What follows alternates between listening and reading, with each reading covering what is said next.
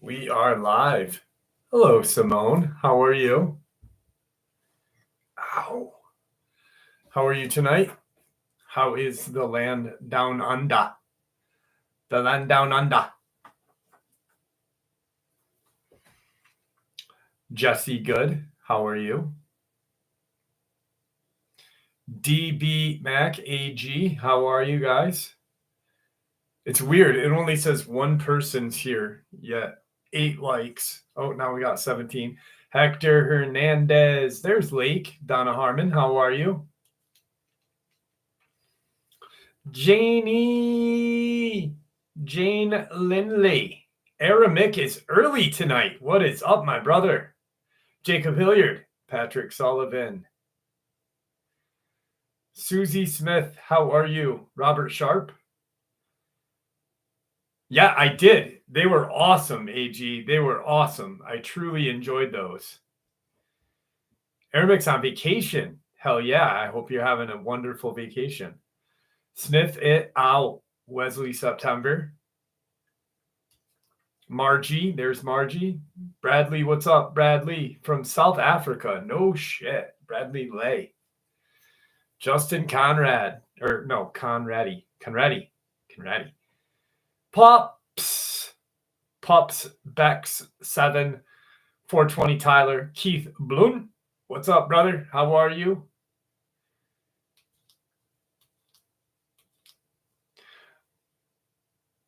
Alonzo, how are you? Isabel, how are you? Belle, bring my buddy in real quick.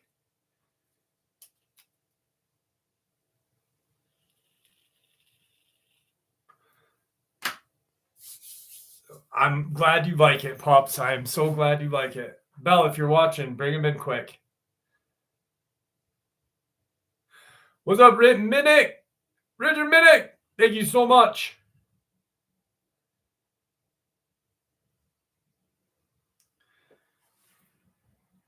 Hang on one second.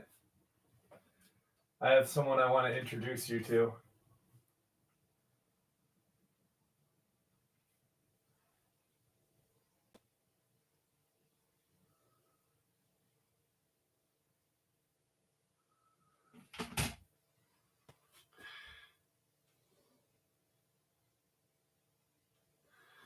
One second.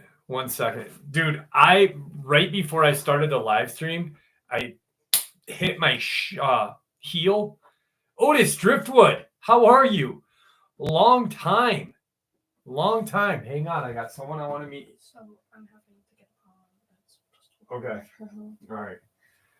All right. So we've got this little girl right here. Oh, look at her. Oh, she does not like being held. Do not jump, you little fucker. I think she just farted. Come here. Look how cute she is. It's a baby. Oh, the baby. Oh, and here comes. I think he's coming. Here he comes. My buddy. Your buddy? Here is Tigger's best friend. This, my friends, you've all heard about me talk about him, but this is Apollo. This is Tigger's best friend in the whole world. This is Apollo. Hi, buddy. Hi. He's a good cat. Him and Tig, like, they have such a good time. My dad is doing great. Thank you. All right. So I just wanted to introduce you to Apollo because he's such a good boy. Like, he's so calm. Look how calm he is. Oh, but he's huge. Like, look at this.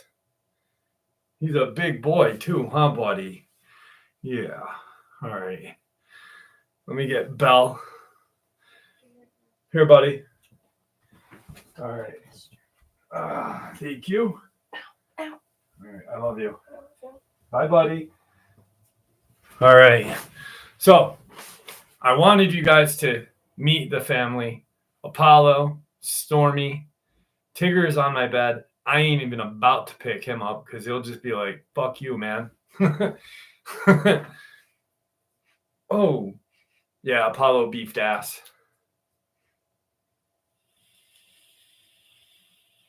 Delirium, how are you? Oh, Janie, Belle showed up. Well, no, about a month. Damn, about a month ago. About a month ago, she saw this little baby kitten, and its mother had been hit. So she's like, "Daddy, we need this kitten," and I'm like, "Oh." I'm like, come on, dude. So I didn't want to do it. I really didn't, but we did. And Tigger loves her. Apollo absolutely loves her. Apollo is like her big brother. So it's good. I've got some awesome lot lizard. Tigger is still my favorite cat in the whole world, though. Tigger is my best friend in the whole world. He's sleeping on my bed right now. He's like, "Where's my dad?" Thank you, Lisa. Thank you. Cats are cool. So I got a stack of really good experiences. Eric Holmes, how are you? I got 3 awesome lot lizard stories tonight. Tigger is awesome, Amanda. Tigger is awesome. And Pups, I'm so glad you got your book. I'm so glad you like it. I'm doing well, thank you. I got this actually at the Bigfoot Fest in Whitehall, New York. Me and Shackle Neck went together. What was it 2 years ago? 2 years ago? 3 years ago? That you can't frame it. It has to be. That is the ultimate bookmark in the world. I think I might make a T-shirt that says "I love lot lizards" and put it on the T-shirt list. Jason Jones, welcome to the channel, my friend. Welcome to the channel. There he is, Jimmy. Turbo Christ, what's up? Welcome to the channel, Jason Jones. And there is Mr. Haunted. We are blessed with a celebrity, Jimmy. DL Hemingway, how are you? Thank you, Amanda. I'm off tomorrow. All right. I am going kayaking for a little bit tomorrow, buddy. So text me. I'll have my phone in my bag in my dry part of my kayak. I'll have headphones in, so I'll be able to hear you, and we'll talk. I do want to talk to you. Pups loves your book, by the way, and but I want to start tonight off right. So we are going to start it off with there is a person in the comment section right now, and he is one of the largest researchers of Mothman and flying humanoid. He has spent countless decades researching Mothman and flying humanoids. And I'm once again speaking about Aramic. So Aramic, this one goes out to you. And I hope you can. Thank you, Janie. Something is haunting the woods of Mount Shasta, California, and I do not know what it is, but I believe I have seen it twice.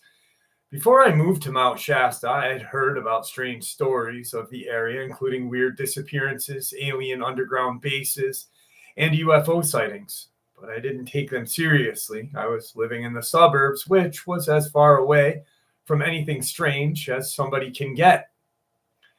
It's just not something you go around thinking about all the time. I lived in Mount Shasta for a couple of years before. I rarely saw anything like the kinds of stories people are speaking of. Almost everyone you meet will talk about something they have seen after you get to know them. A couple of miles from the town of Lake Siskiyou, there are miles and miles of trails and shoreline to hike along and swim. I hope what I'm about to admit does not make me sound less believable. I use marijuana on occasion since high school, and at the time this happened, I was using it medicinally to help with some medical issues. It's legal in California and not a big deal.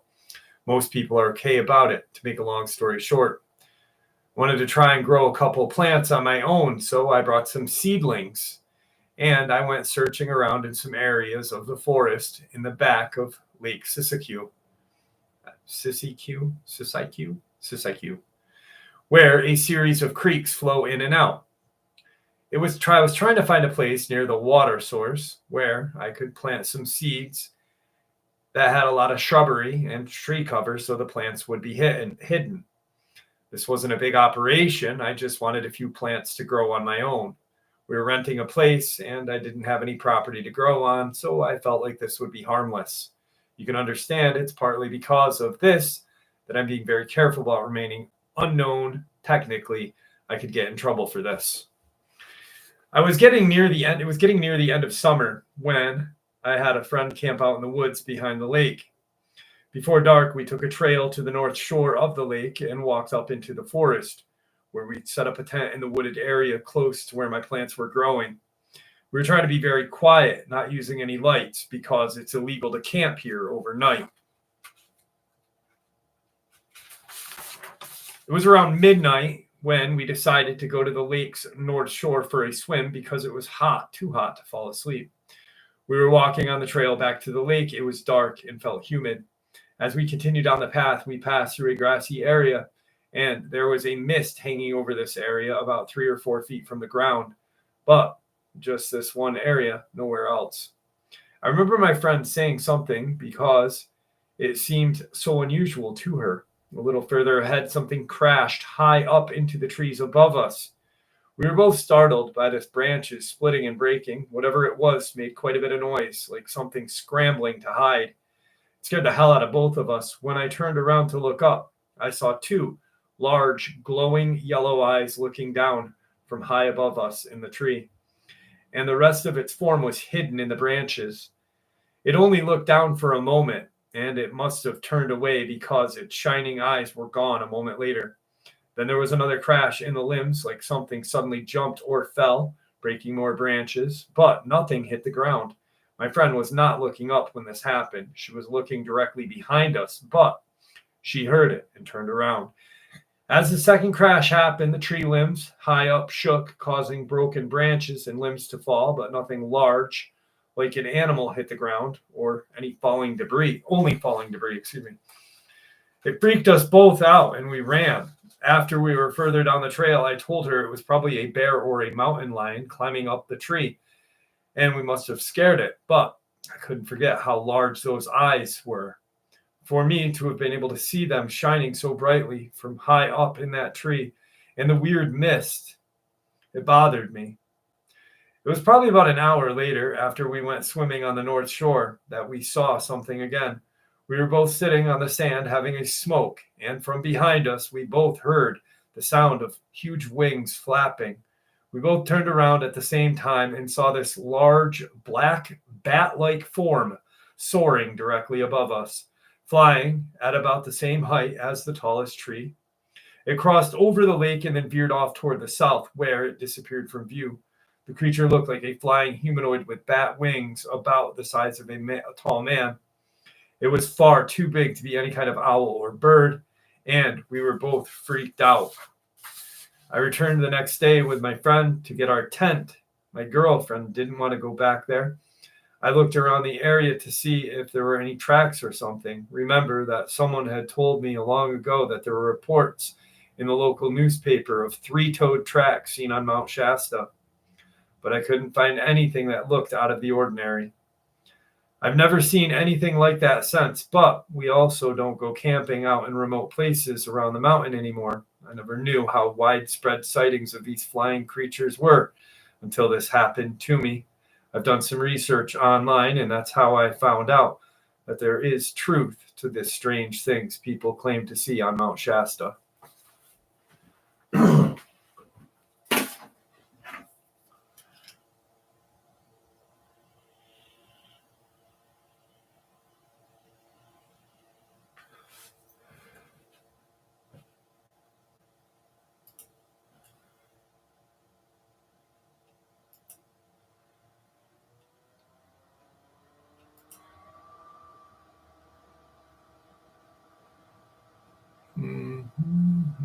Brian Mons, how are you, buddy? Wiley, how are you?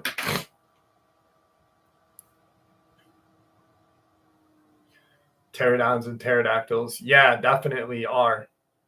There's Tina Marie. How are you, Tina Marie?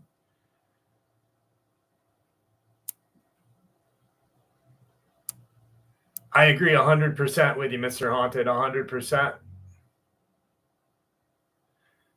Maura, how are you?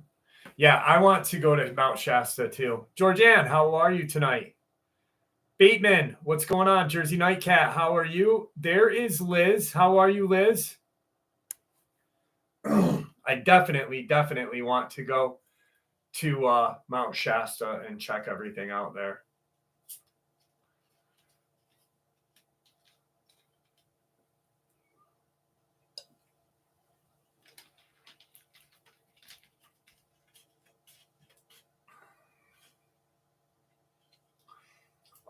Yeah, well, Mothman, Lon Strickler has researched all of the Illinois Mothman and flying humanoids. I've interviewed him twice on this channel. An amazing guy, Phantom and Monsters. And he has a shit ton of books on flying humanoids. So if that's something that you're into, check those books out. He's very interesting guy, very brilliant, and just, you know, I'm getting better, Jane. I'm getting better, so much better. Thank you.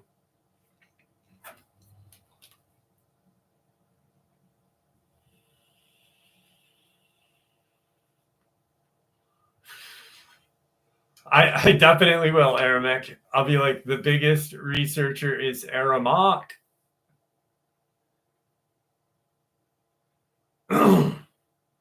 What's on my neck? I don't know. Nothing.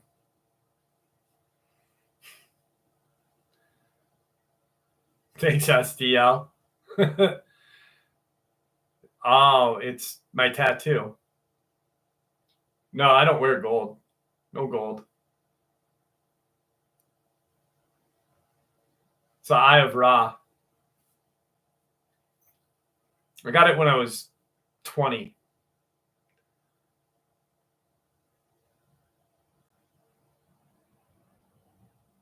No bling. Just a tiny little cross. That's it. That's all I wear.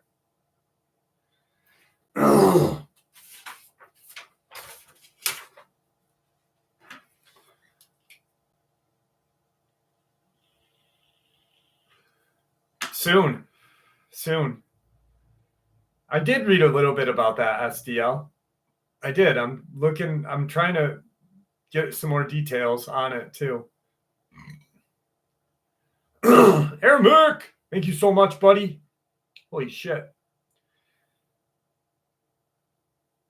Full moon in upstate New York as well. Very soon, DB Mac, I promise. Aramek does it once again.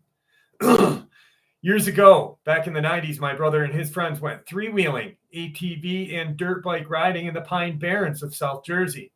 Something they had done on numerous occasions. This particular occasion was the last of such visits.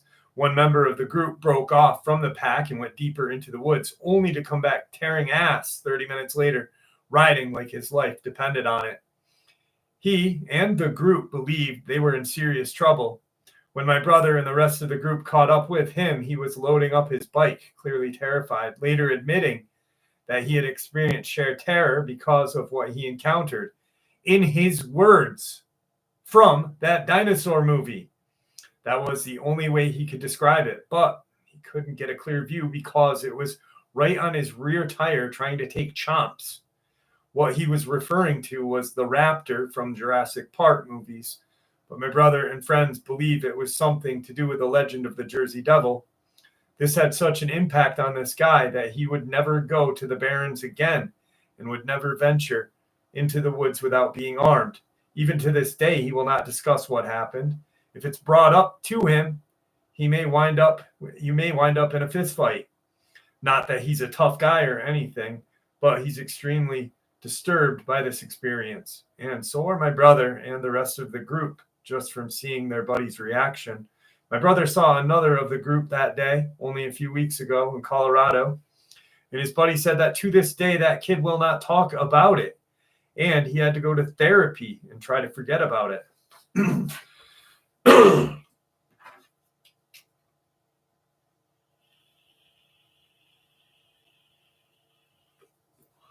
Brian Mons and me have got to go very soon, Brian Mons, very soon. Headaches are doing great. That magic vibrating heater thing works wonderful. Yeah, love that like button. That like button is looking unloved tonight. Clint, thank you, buddy.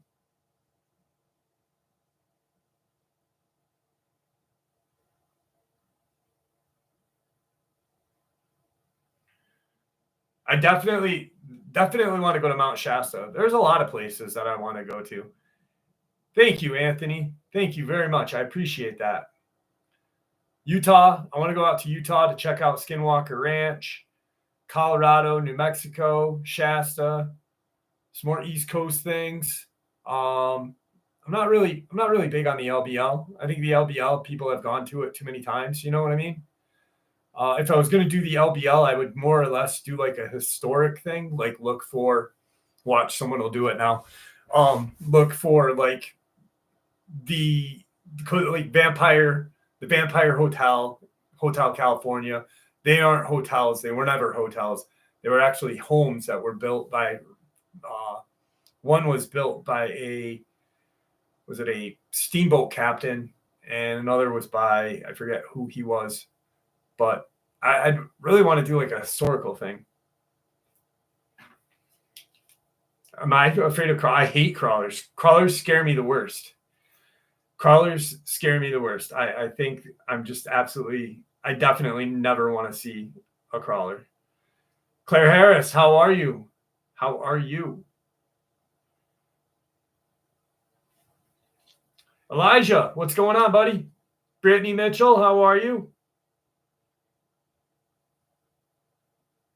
Tia, I think I'm saying that name right. Tia, how are you? Lantine. Vincent, how are you, my friend? Colleen McDermott. Well, I spoke a little bit about you the other night. West Virginia Mountain. Hello and welcome. I spoke a little bit about how you had talked about the crawlers being like reptilian more or less and having like a poison or a venom sac. I don't know if you heard that, but I did. Winter Sky, how are you? Mammy Hall, Pluto is a planet. I agree 100% with you on that. A lot of people here tonight. That's awesome. So someone asked me why I can't do a live stream where Tom Mezek disappeared. And the simple fact is I can't because I don't get internet service there. There's no Wi-Fi service, so I can't do a live stream where I have no internet service. If I could, I definitely would do it. I think it'd be actually really fun to do it. I'm thinking about possibly switching my internet provider to Elon's thing. That way I can bring it with me and put it in my car, and then maybe doing a live stream from up there. But deep in the Adirondacks, there is like no signal. So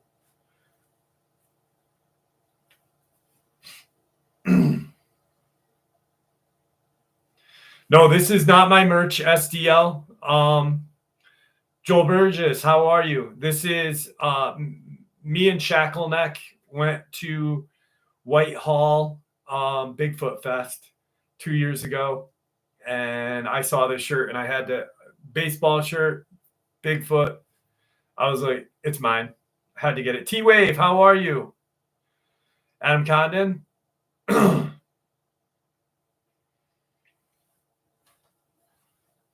What time is it? Are we about a half an hour in? Almost. We'll do a lot lizard story in about a half or in like a couple more minutes.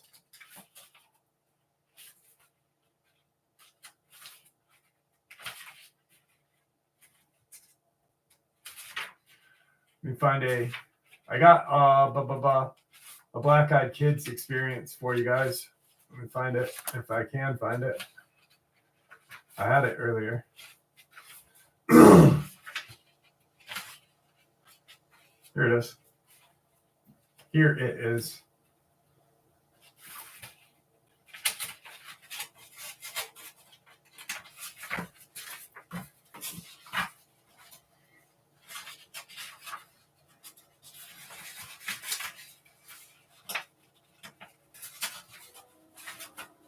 All right, so black-eyed kids experience. West Virginia. I had never heard of black-eyed children until I've encountered them, still not knowing who or what in the hell they are. I did what any modern young man would do. I Googled them. I was shocked that I wasn't the only one. Had I not seen them for myself, I would have just thought it was another modern urban legend gone viral.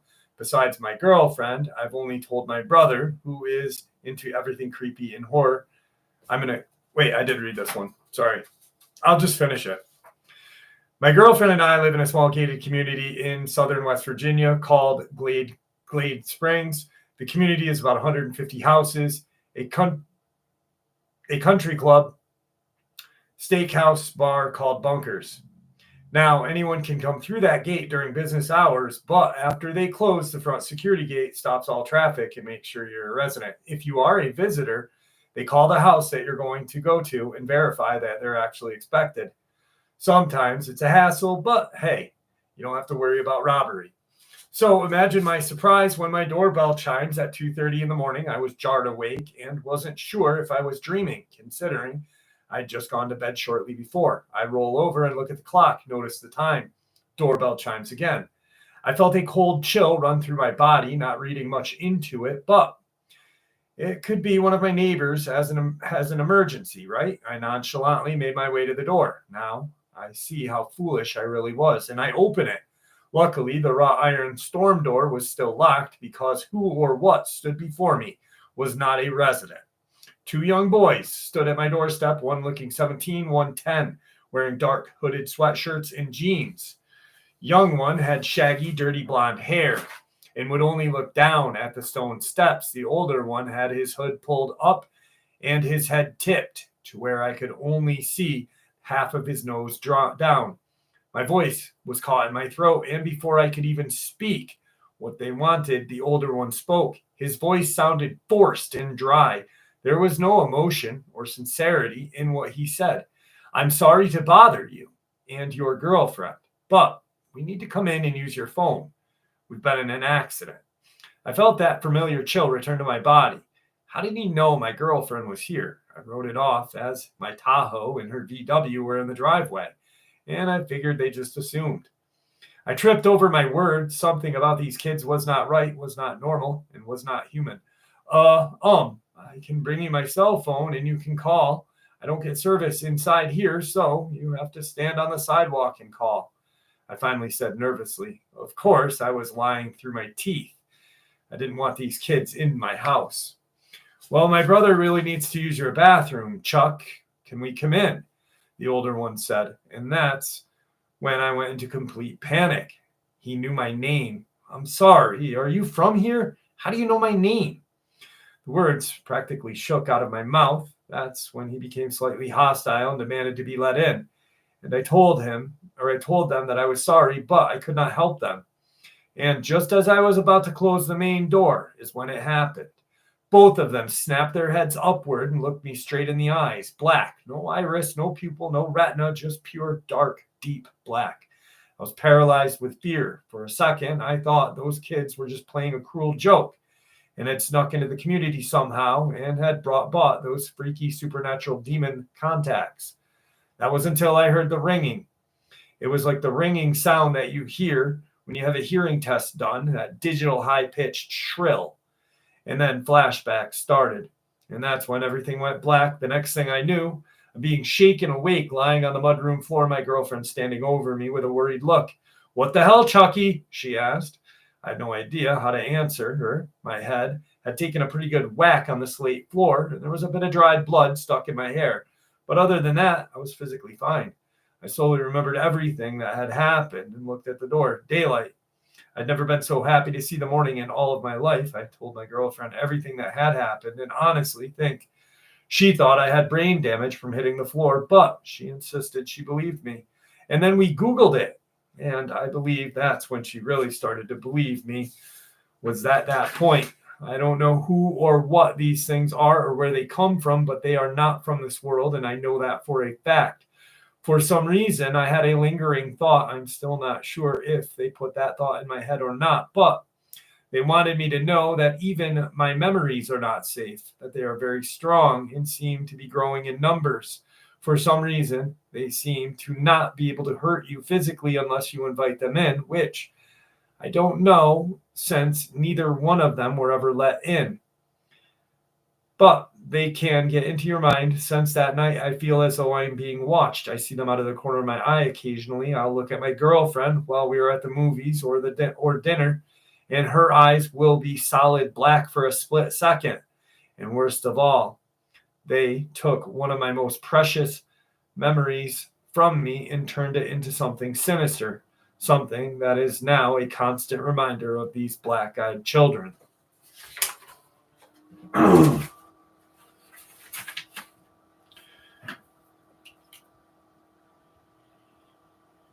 I think it's everybody's ex-wife, Dan Gill.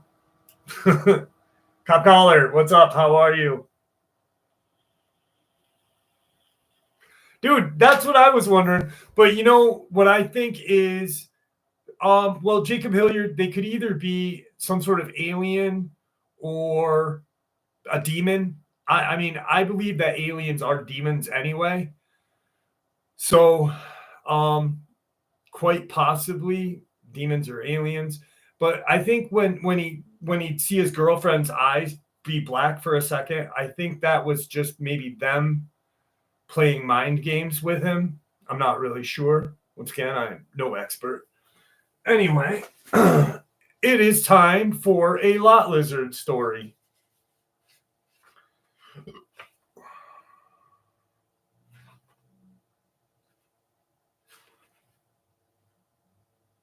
All right. All of these are about Lizzo. But I have... All right, we'll do this one first. Are you ready for a lot lizard story? Is everyone ready? I just need to hear 3 yeses. Always a play. Ron, pipe fitter, thank you so much. Yes. All right. That's all I needed, my friends. That and a good nut shake. There we go.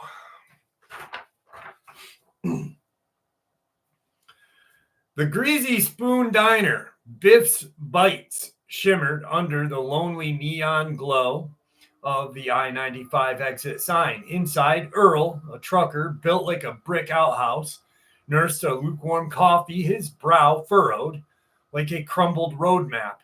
Across from him, Lizzo, a lot lizard with the heart of gold and curves that would stop a Mack truck, meticulously painted her nails a shade of electric pink that screamed, "Look at me." "Something eating at you, Earl?" Lizzo asked, her voice a husky purr. Earl sighed, his massive frame seemed to deflate. "This run is cursed, Lizzo. First, I blow a tire outside of Jacksonville.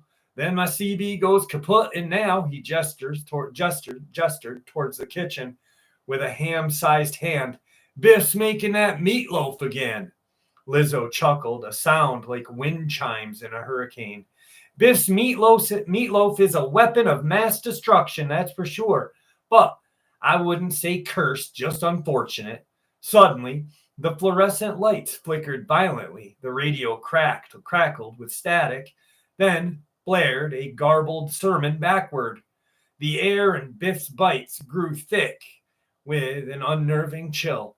Biff, a man whose physique suggested a lifelong love affair with his own deep fryer, poked his head out from the kitchen, wiping grease from his brow. What in tarnation? He mumbled, before letting out a yelp that would curdle milk. He pointed a trembling finger toward a swirling vortex of violet light that had opened up in the corner right next to a napkin dispenser. Out of that portal shambled a raccoon. But this was not your average raccoon trash panda variety. This thing was the size of a small dog with eyes that glowed in unsettling crimson, its fur matted and patchy, revealing glimpses of bone beneath. And it reeked of sulfur and something akin to burnt popcorn. The demonic raccoon fixed its gaze on Biff. A low growl rumbled from its throat, a sound that vibrated in the fillings of your teeth. Biff, bless his heart, stood frozen, spatula clenched uselessly in his hand. Before anyone would react or could react, the raccoon launched itself at him with terrifying speed. It latched onto Biff's ample backside, its claws digging in, and began, well, let's just say it wasn't eating politely. Holy moly, Earl roared, leaping to his feet. He charged toward the raccoon, intending to punt it into next Tuesday. But the creature was surprisingly agile. It dodged Earl's clumsy kick and scurried under the table, its crimson eyes glinting. A scene of utter chaos erupted. Patrons scrambled and screamed for the exits. Earl, red-faced and bellowing, flipped tables in his pursuit for that demonic rodent. Lizzo, however, stood her ground, watching the scene unfold with disconcerting calmness. The raccoon nipped at Earl's ankles, causing him to stumble. It then scurried up his leg, its razor-sharp claws tearing through his denim jeans. Earl roared again, a sound of pure agony. He swatted at the creature, but it was too fast. Lizzo knew she had to act. Earl was strong, but he was no match for this thing. And she wouldn't let anything happen to him, not even a raccoon from the depths of some interdimensional nightmare. Focused all her energy, Lizzo channeled the power she rarely acknowledged, a strength she usually kept hidden beneath layers of sass and strategically placed padding. It was a strength born from years of surviving on the fringes, a strength that allowed her to carry a full keg of beer on each shoulder, or a single-handedly change a flat tire on a Peterbilt. With a primal scream, Lizzo ripped a cast iron skillet off the wall and hurled it with the force of a cannonball. The skillet connected with the raccoon with a satisfying thunk. The creature flew across the room, coiled into the jukebox, which promptly started playing a polka song at deafening volume. The raccoon, stunned but not defeated, staggered to its feet. It glared at Lizzo, its crimson eyes burning a malevolent fury. It opened its jaws, revealing rows and rows of needle-sharp teeth, and let out a shriek that shattered a nearby mirror. Lizzo stood her ground, that skillet held aloft like a battle axe. You want a piece of me, you mangy mutt, she yelped, her voice surprisingly steady. Come and get it. The raccoon hesitated, its demonic brain clearly struggling to comprehend the sheer audacity of this pink-clad, skillet-wielding woman. In that moment of hesitation, Lizzo saw her chance. Fueled by adrenaline and a fierce love of Earl, and maybe a little bit of disgust at what that raccoon had been doing to Biff, Lizzo charged. She swung that skillet with all her might, connecting with that raccoon's head once more. This time, the blow was decisive. The creature slumped to the floor, its crimson eyes faded in a dull obsidian. The violet portal flickered and vanished, leaving behind only a faint smell of sulfur and what seemed to be burnt popcorn. The polka music sputtered and died. Silence descended upon Biff's bites, broken only by Biff's muffled whimpers in the kitchen. Earl stared at Lizzo, his jaw hanging slack. "Lizzo," he stammered, "you saved me again. You saved us all again." Lizzo shrugged, her electric pink nails glinting in the dim light. "Just another Tuesday night, Earl, on I-95. Now, let's get a coffee." She winked, and Earl knew with certainty that warmed him to his core that he had found something truly special in this chaotic, greasy spoon world, even if it meant sharing her with demonic raccoons in an occasional meatloaf emergency. Delirium! Thank you so much. Gringo, how are you, my brother? And thank you very much. If I missed anybody, I apologize. Gringo! Earl has butterfly. Well, the raccoon was actually tossing Biff's salad. That's why Lizzo was so upset.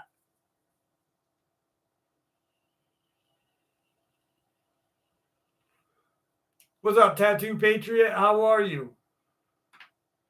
Not really sure, Orphan Andy. Not really sure. It was definitely tossing salad. Thank you, Tina. I'm just glad it's back. I missed it. I really missed my hair. I am so glad it's back. Walter, how are you, buddy? I'm doing well, Gringo. Dude, look at Gringo's picture. That is what he looks like in real life. He is like a fucking Hollywood, like Indiana Jones guy. Just awesome.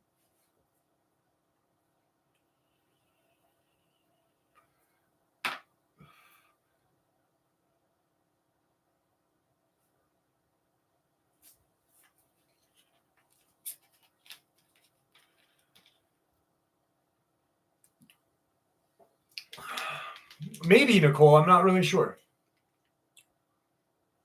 Why do you say that, Red Cardinal?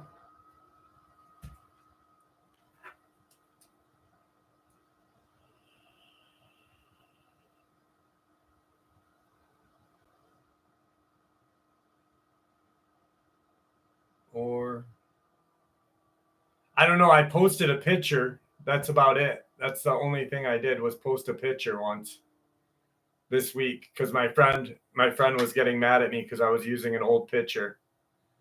No cap. What's going on? How are you, buddy?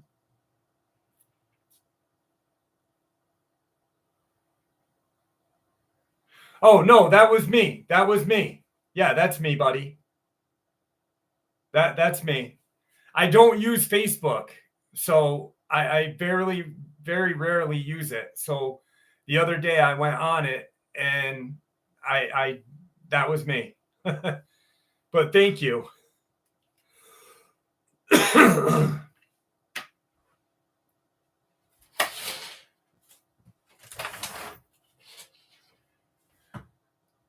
$20.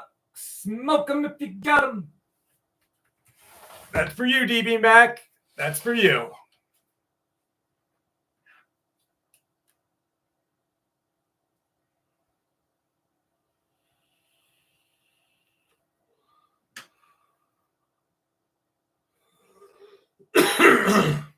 No, it has not been hacked, but have to been adding friends. I added a bunch of friends one day. And it's not a private profile. There's my channel's got a profile. That's about it. Sully! What's going on, buddy? Does anybody, when they see Sully's name, think of fucking, my brain just shut off. Godsmack. Whenever I see Rockin' Reef Sully, I think of Godsmack.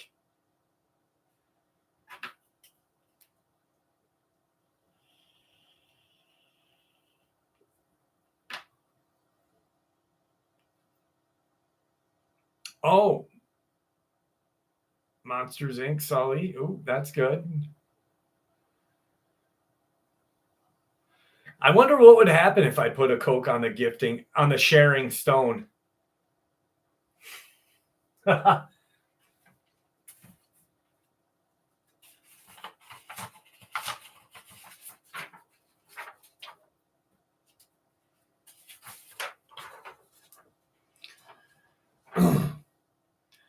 12 years ago, my husband surprised me by renting us a treehouse back in the Daniel Boone National Forest in Kentucky. I was a novice at searching for Bigfoot, so while we were there, I was making whoops and banging on trees. I've since realized that those are not good choices. One night, somewhere between 2 and 3 a.m., I had had a few beers and I was feeling adventurous. My husband had told me that about a half a mile behind our treehouse, there was a sheer wall of rock, around 60 or so feet high, straight up, with a way to climb to a flat plateau that looked out over the forest. Now, in the woods of Daniel Boone National Forest, it is dark. There are no lights of any kind. So I put a pair of night vision goggles I had brought and headed into the woods. I was not feeling frightened in any way. I was anticipating going up that cliff face in the dark and seeing the view from the top. Suddenly, it was like I was hit with a wall of fear and dread. I was frozen in my tracks. I saw nothing but that paralyzing fear that I felt was real. Instantly, I knew I had to get out of the area. I was so very afraid to see what was causing dread in my heart that I pulled off the goggles and quickly, shaking, went back. I have since then encountered many Bigfoot in the area, and not once did I feel that same dread. I have, however, been near Dogman and felt it, as well as having something large drop from behind a tree, and I felt it once more.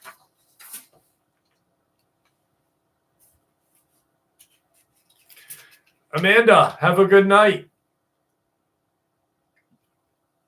Brian Reyes, how are you? Julie, how are you? Maggie Mayhem, how are you? PG, how are you? I know, Aramic. I know. One beer.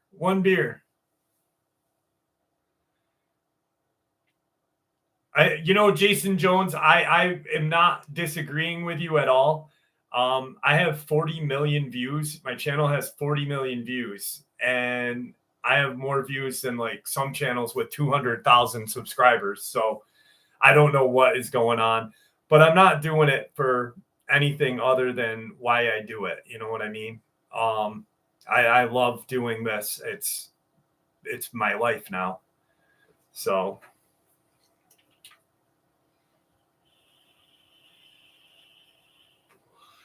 Joe, welcome to your second live. There's Charles Whitmore. How are you, buddy? Werder. My phone seems to be coming from Florida now.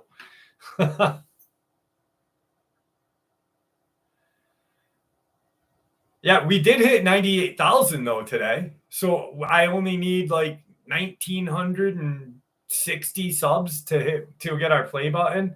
It's going right there. The play button will go right there when it eventually comes. No shit. That's awesome. That is cool. I like that, no cap. Aramic!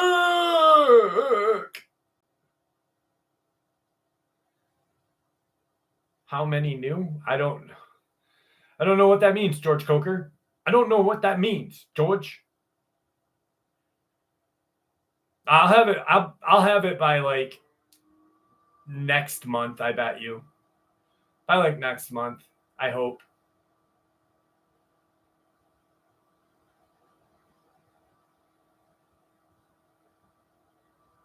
I would put Coke on the old sharing stone, and Bigfoot would never leave that stone. If he ever had a Coke, he would slug that thing down, and his burps would be terrifying. Bigfoot burps, holy Jesus. Thank you, PG. Oh, thank you, Record Girl. Big John, what's going on? Big John. I'm new here and thinking of subscribing. Why wouldn't you? Johnny Wad, what's up, buddy? What's up, Andy Davis? J Channel, what's up, buddy?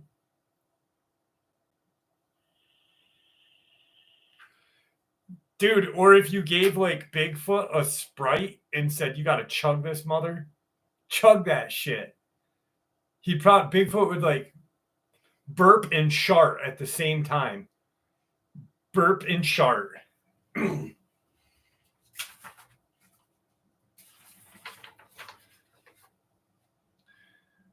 I live in northeastern New York in the Adirondacks, and I have not seen a Dogman, but I have seen something bigger and very majestic looking that could possibly kick Dogman's ass. On my farm, a little over a minute at a separation distance of only 15 feet at 4:30 p.m. on a sunny day in August of 93, I stood face to face with what I believe was a Wolfman. This thing was 10 feet in height with gray fur. It had definite muscle definition, and it had huge, you may say, oversized wolf's head. At one point, it produced a low guttural growl. And as it did this, it raised its lips on the two rear corners of its mouth, revealing very square and very pearly white molars. Since it didn't expose its front teeth, I did not get to see what they look like. Unlike reports about Dogman, this creature seemed very majestic and clean in appearance. No blood stains, no matted fur. On the morning after I saw it in that same place where I had seen it the day before, there were two full-grown trees that had been ripped out of the ground and shoved inverted back into the ground. The two trees were then set 10 feet apart from each other, and the exposed tree roots still had fresh soil and mud on them. Creamy white is a better description of what I saw. Gray is the best word I could think of. I suppose it could have been a mix of both, in that some parts of its fur was more gray and others more creamy white. Either way, it was very clean and majestic looking. We stood close, staring at each other for what seemed like 2 minutes, although there was a very tiny breeze. Overall, the air was still, as if standing in a hot room with all of the windows closed. Initially, I was 30 feet away, and then I walked towards this creature to get a better look, to eventually achieve a separation distance of only 15 feet. Its creamy white gray fur was not dirty, no blood stains once again. On my 200-acre farm, my first cryptid encounter happened to be when I was 3 years old. Whenever I was present on my farm, if anything, these cryptids would always seem to go out of their way to come and make sure I saw them. When it comes to cryptids, starting from when I was 3, I guess you could say that we have mutually grown up together on my farm. I see them quite often.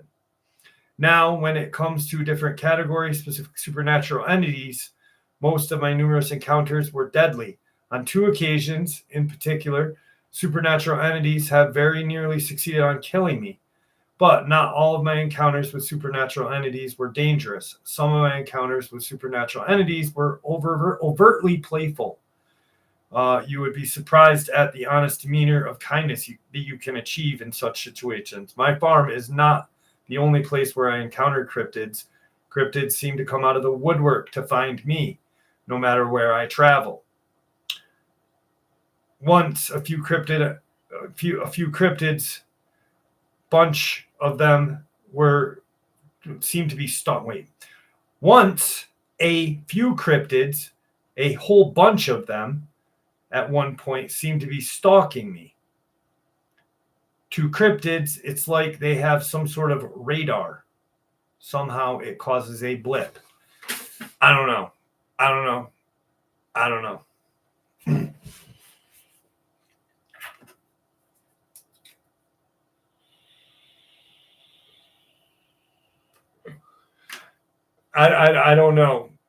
He's kind of fucking weird. That one was kind of weird. Like, I'm not judging him at all, but a little bit weird.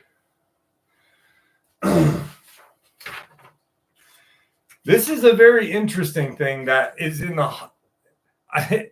It was definitely something, Aramik. It was probably his fucking stinky farts. I don't know. A little bit of it sounds a little bit weird to me. That's just me. Anyway, Rando! This was in the Huffington Post. Here is an unusual account related to a disappearance of two men involved in a crash near Roswell, New Mexico, September 2014. I am not saying that this was an alien abduction, but it is mysterious. After no victims were found at the scene of one car rollover accident in Roswell this week, crews had to rush back hours later when the driver said he woke up surrounded by donkeys in a field. Two men rolled their vehicle in the median on US 70 West near mile marker 324 Friday at around 2 a.m., according to state police. Multiple fire and police agencies went to the scene, but could not find the victims. 7 hours later, at around 9 a.m., 911 dispatcher got a call from a man who said he was lost and had been in a car accident. The man said he and his passenger were drinking the night before and don't remember what happened next, according to state police. He also said he woke up in a field next to some donkeys. The driver, whose identity has not been released, suffered injuries to his shoulder and to his hands. Police said the passenger suffered back injuries. The driver was issued multiple citations, but charges have not been released. Updated, the driver and his passenger mysteriously vanished from several hours, had no memory of what happened. The two men had been involved in a car accident in which their vehicle had rolled down an embankment. But when paramedics arrived on the scene to offer assistance, they were perplexed to discover that the car was empty and that the men could not be found anywhere around the crash site. The mystery only deepened when, 7 hours later, the pair allegedly awoke in a field of donkey with no idea of how they got there or where they had been from the preceding point. The town of Roswell itself has long been associated with unexplained ever since a mysterious object was believed to have crashed in 1947, an event that has been at the center of conspiracy theories and speculation for the better part of 70 years. It isn't clear exactly what happened to these men in their latest incident, but based on a police report suggesting that the men had been drinking before the crash, it may seem that alcohol rather than extraterrestrial visitors may have been the primary culprit. But then again, that's only a theory based on the current evidence. So my thing is definitely what Colleen McDermott said. They fucking crashed their car. It just happened to be in Roswell. Buddies looked at each other and said, "We're fucked," and just started running. And just maybe, they're into bestiality like Shrek and ended up in a field full of donkey. I don't know.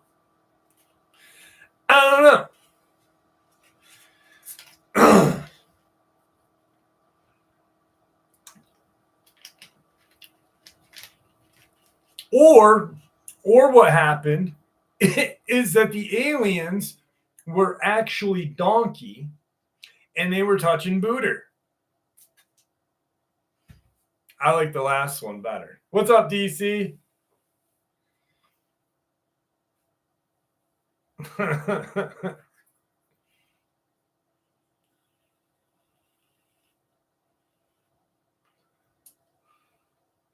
Actually, you know what's funny, Orphan Andy, is red. People say that you're supposed to wear red while hiking because they keep the black flies away from you. So it's been said. Just a little bit of information. Arabic, I can't believe your burp was that loud that everybody fucking heard that on the show. That was absolutely disgusting. Absolutely disgusting. John Prague, how are you?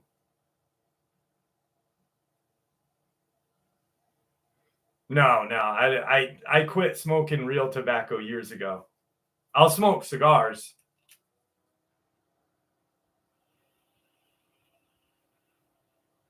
Luke Neely, how are you, my friend?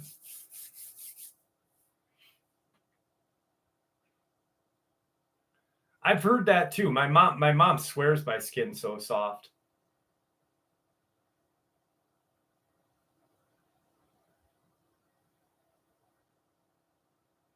You either hit rock bottom or you've been. That's great, Joe. That's some good shit right there, buddy.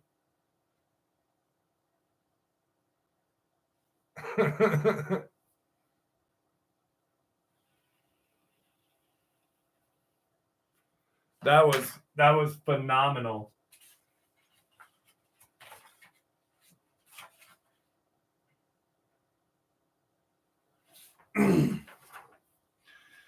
I live in Otunnigan County, Michigan. On the 26th of September 2024, something happened that I did not believe. I was in my home at around 9:30 p.m. and I heard a car running, so I went out to look. I found 2 cars pulled over to the side of the road with a third just pulling over too, but I couldn't see what they were looking at until I looked up.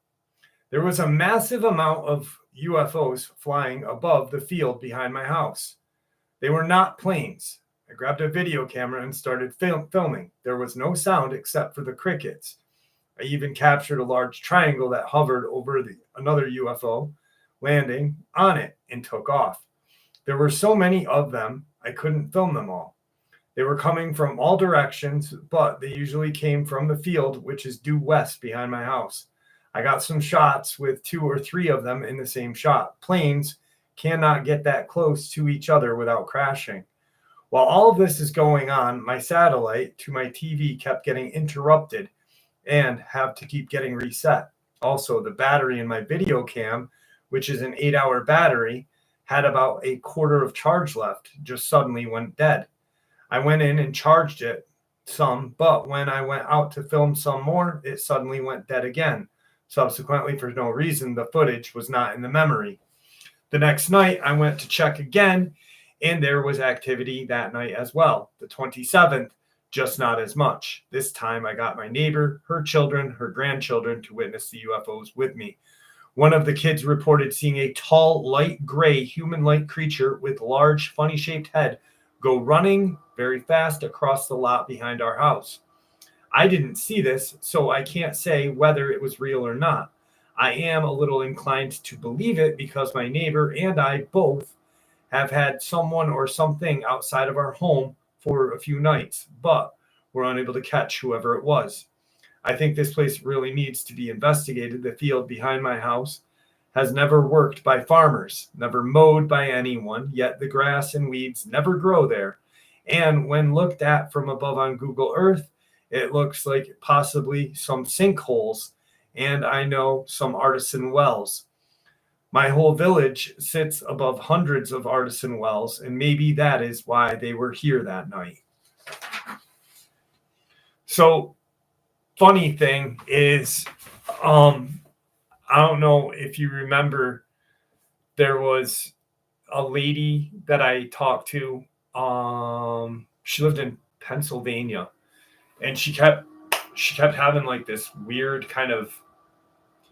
She got hit by infrasound. She believes she was attacked by infrasound, and so we're talking, and she's telling me her story, and I wanted to see like her property, and I'm like, can you tell me, what your property looks like? And so she goes, Google it. I gotta fix my hair. There we go. That's better. So she's like, Google it. So I Googled it. Strangely enough, I'm gonna share the Google Earth part, and then the story. So when I Googled her road came up crystal clear. Everything was crystal clear, except her home. So her yard, her neighbor's yard, crystal clear. Her home, no. The yard next to it, no. The yard next to that, yes. Across the street, perfect. So I'm like, maybe it just needs to reload. So I kept trying to reload and this and that. And finally, I'm like, I am not able to like get a clear picture of your field, yards, whatever. And so what ended up happening is she had been sitting in her backyard, and she kept seeing these weird little kind of portals, these little just pops of light. And she would see like a head of some sort of creature. She didn't know if it was Bigfoot or Dogman or what. But one night she got really violently sick. She had gone to the hospital, and this went on for a couple weeks to where they actually had ran some tests to make sure she didn't have cancer because she was getting just really drawn out. She wasn't eating. Nothing was like, and they were like, you're good. Like, we can't figure out what's going on, why you're so tired, why you're losing weight, this, and that. And she's sitting there and she finally sits on the back of on her deck, and she puts on some Indian Native American drum music. And in her head, she says, I don't know why you are doing this to me, but I have never done anything to anyone. Please leave me alone. And this voice comes back and it hits her hard. It's this like just powerful voice in her head. And it says, stop cutting the trees. Stop cutting the trees. And she sits there for a second and she's like thinking about the trees. And she's like, the property next to her, the guy who owns the property had cut a bunch of trees. And she says, I don't own that property. Like, that's not mine. Like, my property is right here where this fence is and this and that. She's like, that's not mine. It says to her, I am the son of, it was either Adam or Noah. I don't remember because it was 5-6 years ago. And she was like kind of freaked out about that. But like an hour later, all of her symptoms, like her headaches, her lethargicness was gone. Everything was gone. I am the son of Adam is what it said to her. And just done. Like, she was like cured again. So then that was her experience. She told me that. But the most strangest thing about it was not being able to Google Earth her property, because every time I tried to do it, even after the conversation, for like a couple days afterward, I would fucking try to do it and it would never come up ever. It was really interesting.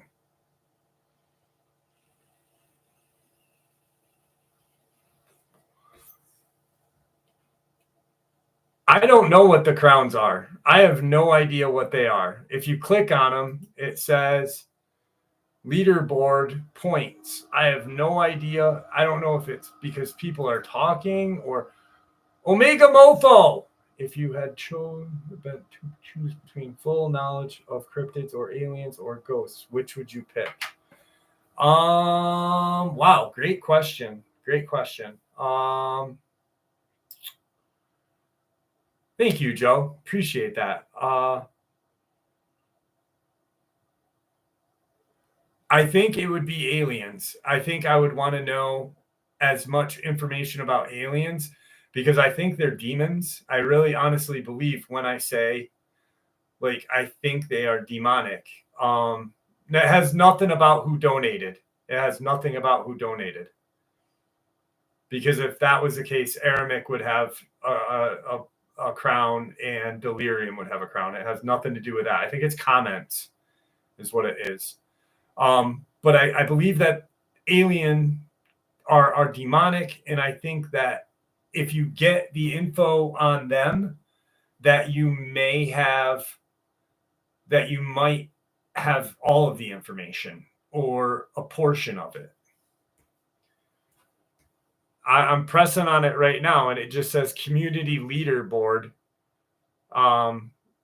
That's all it says, community leaderboard. It doesn't say anything about donations. And I know who's bought in super chats, so it's not. Janie is, I have no idea. XP. It's weird.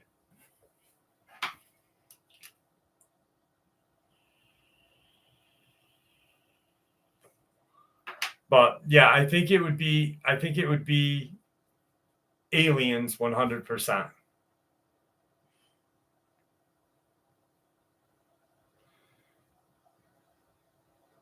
I've hit the question mark.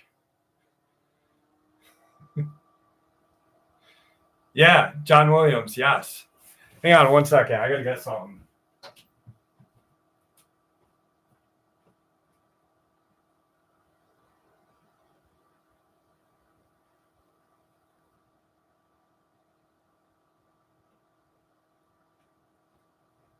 I'm back. I'm back. So definitely aliens.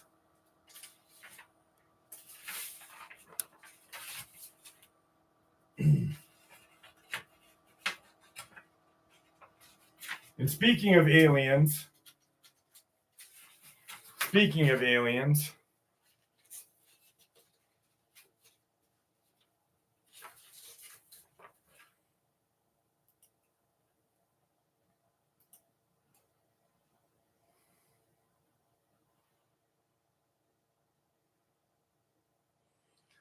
send live chat, super chats, or stickers. Got it. Yeah, it doesn't. It's just live chat, super chat, or stickers. And Jane sends a lot of chats during the week. That's what it is. Right now, I figured it out. Simone, Pups, and Jane, it's not just live streams, it's throughout the week. And Jane and Pups and Simone comment a lot during the week. But Sammy the Bull, Joe, I myself, I like Sammy's channel, but I'm good friends with Sean Atwood, and I've been on his channel twice. So I like Sean's better than Sammy, but I don't watch cryptid channels. If I'm going to watch something, I will watch like Sean. I love Sean. All right. This is awesome. This one. The creature I'm about to describe has never tried to harm me, but it has oftentimes made me feel unsafe and threatened. As the years have passed, I have begun paying less mind to it and just putting the feeling in the back of my mind. January of 2012, I bought a horse and began boarding it at a very old barn near Pensacola, Florida. It's a small, tight-knit, friendly barn community not far from my home. It had been around since the 60s, surrounded by forest. There are 3 barns. The main arena has entirely surrounded by thick woods. There are small trails in the woods behind the property. Fast forward to June of 2012. I had 2 horses now. I was there every single day without fail, 2 to 10. I fed my horses, cared for them, rode one every night as well, mainly in the arena, but sometimes in the barnyard. There were no field or arena lights, just the moon and the stars. One evening at around 5 p.m., I was sitting on her, letting her stand, when she started snorting and backing up. I looked up and I saw this whitish gray creature crawling out of the woods toward us. It had a very small round head, Its eyes were just pits. It had a very small mouth, not much detail there. Its arms were very long and thin. Fingers were also like that. Its rib cage was very pronounced and defined, and its legs long and lanky. Its movements very jerky, not smooth and fluid. It slowly jerked out to us. When my horse turned and bolted out of the arena, she was dead broke, calm, well-mannered horse who never spooked before this. Stubborn old mare, but not spooky. She would not go back into the arena that night. I walked her around the barnyard, stayed near the main barn, put her up, and I ran out to peek into the arena to find nothing except footprints where I had seen this thing. Throughout the summer, I saw it peeking, almost dancing around the gate that leads to the woods where the trails are. One night, roughly a month later, at around 9 p.m., I was riding that horse again in the front pasture. The moon was full and bright, and I looked to my left to see the creature running full speed by my side on the other side of the fence. I slowed my horse to a stop, and it took off around the corner behind the side of the barn into the woods. I continued seeing it mainly in the woods. It was always around. In the summer of 2013, the barn shut down when the owner died. We moved the horses to my friend's place for the time being, and I didn't see it there. In late summer/fall 2013, I found a new barn with woods directly behind the barn and arena. This place had lights and was much newer. About a month later, when I was getting ready to leave, I heard something in the woods. I looked down the barn aisle into the woods, and I saw the creature running down the road into the woods. I saw it much less frequently for a while, until later in the fall of 2014, I began seeing it in the back pasture/woods. It darted in and out of the tree line. I saw a second one sitting in the neighbor's yard. It would sit in the same spot every day and watch me ride my horse. I started taking pictures, which were very poor and crappy, and sent them to a friend who claimed he and others have seen it as well. I kept seeing it occasionally, but from the much greater distance than at the barn. I went with the barn owner to another farm to get some stuff one night when I saw a very large version of this creature run out of the woods right behind a tree I was 10 feet from. While I was alone by the trailer, November 2015, I house sat for the barn owner. I went out at around 2 a.m. to fill the water troughs and enjoy the full moon and the cool night. I was sitting in the back pasture when 3 of these creatures began coming out of the woods. One came up to the trees near the trough where I was. The other 2 were walking along the tree line. The horses were silently munching their hay pretty far from where these creatures were. I messaged the guy from earlier and told him what was going on. Since that incident, I have not seen them much. Last summer, I did see one outside of my house, staring into my windows. Not long after that, one was outside my bedroom window, tapping and making a strange, faint shrieking sound. Anyway, thanks for allowing me to share. No thank you.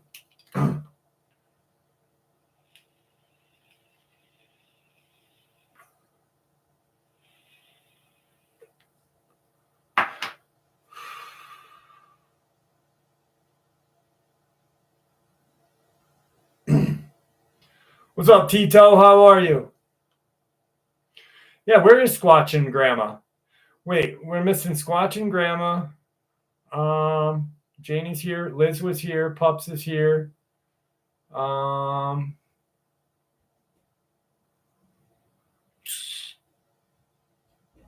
couple other people.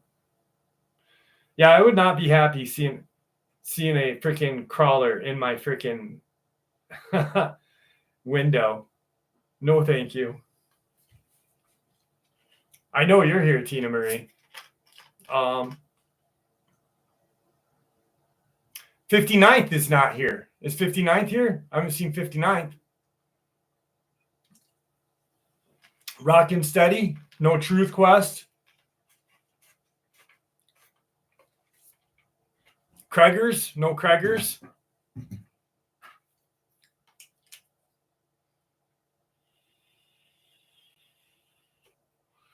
Craigers, the Rim God. The Rim God.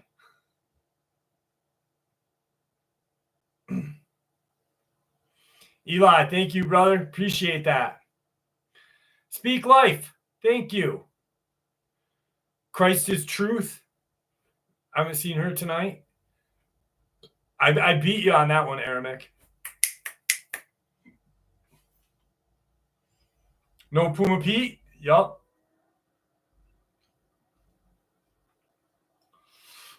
I'm trying to think of a song to play. I'm trying to think of a really good song to play for you guys tonight. Krieger's the Rim God. I already got you, pups. Gotcha. Just kidding.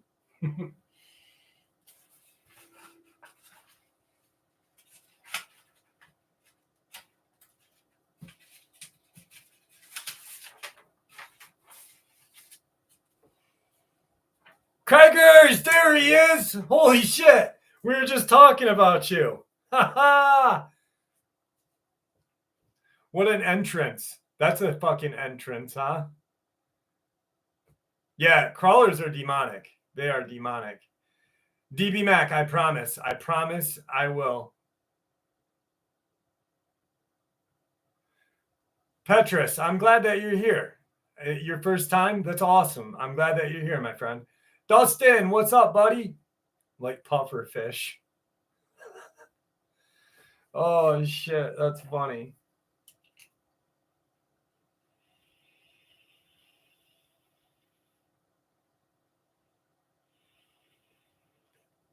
Libra Poet is not here. Kurt Newton, how are you, buddy?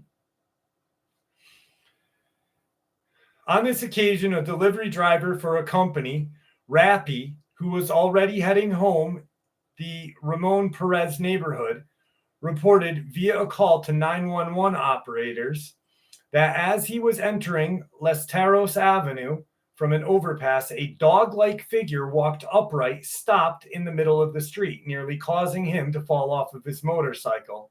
It then stared at him and seconds later tried to grab him. Something just happened to me. A dog walked like a man, came out from behind the plots of land next to Angeles and Roman Perez subdivision. It was following me but couldn't catch up, and I lost it near the gas station.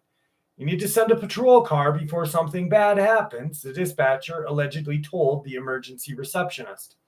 According to dispatchers, the man sounded very upset, so they believed it was not a prank, and that he actually had an encounter with the man known as Nahal del Viaducto, or Nahal of Viaduct.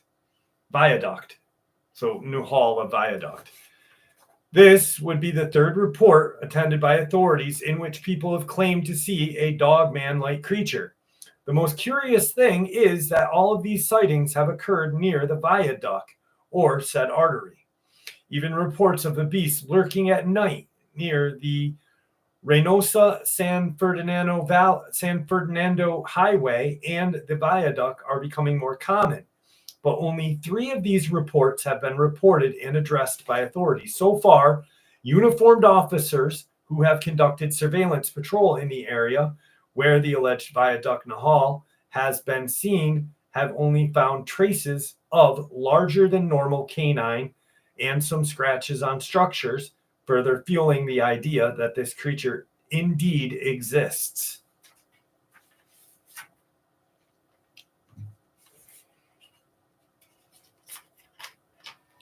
What song? What song? I missed George. George said a song. Oh yeah. Yeah, the Werewolf of London. Yeah, here we go. All right, maybe we'll play that.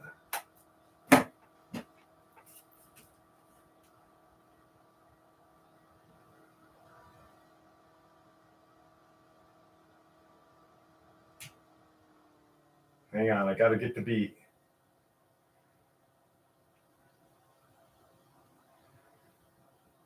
Werewolf of London. Okay.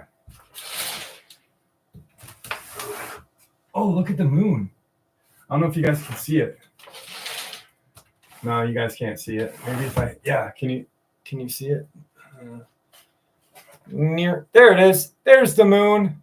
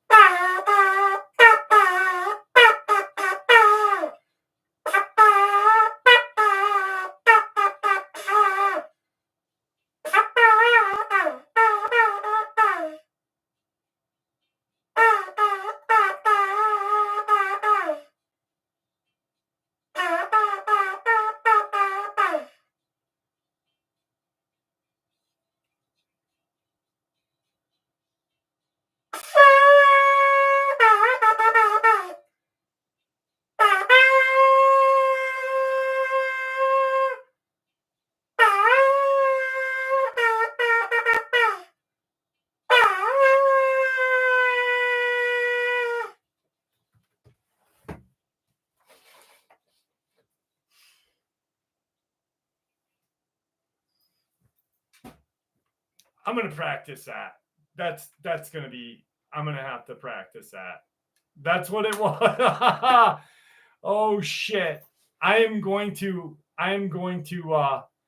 definitely master that song.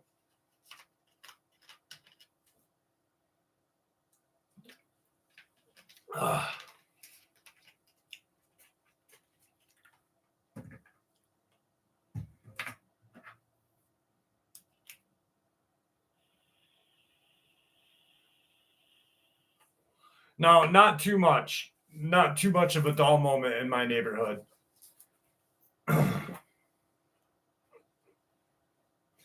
Night, Andrew Davis. Have a good night, brother. Be well. Don't let your meatloaf. Don't let your meatloaf, Andy Davis. Location. This one goes out to all of my friends from the down under. Down under. Little bit of Vegemite. More Willumba Highway near Lismore, New South Wales, Australia. The witness was driving back from Lismore when his car suddenly stopped. He checked under the hood but could not find anything obvious, so he decided to start walking to get help. He states that he had a strange feeling like something was touching his spine. He looked up to see two bright white lights about 500 meters above and heard what could be described as the sound of an arc welder. He noticed that trucks were driving by on the road. Then he was hit to the ground and rolled down an embankment. He then noticed a gray-like alien which said to him, "You cannot get away," and grabbed him by the arm and proceeded towards one of the motherships. He states that the craft was shaped like the Egyptian Eye of Osiris, metallic and gunmetal gray with no apparent openings. He said that both walked straight through a wall. The creature, who he learned his name to be Theoboraba, took him inside and observed other creatures working, or aliens working. He also noticed what he now calls baby aliens in flasks of red, green, and orange solutions. He was asked, "What are those?" He asked, "What are those?" only to be replied, "Babies." "Would you like to have something to do with these things in the future?" Two aliens then grabbed his arms and legs as he was approached by a female alien who he thought was half human hybrid. With the body of the female alien, long arms, 5 fingers, very dark black eyes, he was told that the aliens wanted him to father children for them, and at this point, he began to panic. The female alien hybrid then took on a more human appearance as he became aroused and made love to the female alien. A metal object was later introduced into his posterior cavity, and a patch of skin from his left palm had been taken for DNA samples. I told you they like to touch our booters. When he asked about the skin sample, he was told that their planet had blown up and that to continue their species and ensure the genetic inbreeding didn't occur, hybrids were their only alternative.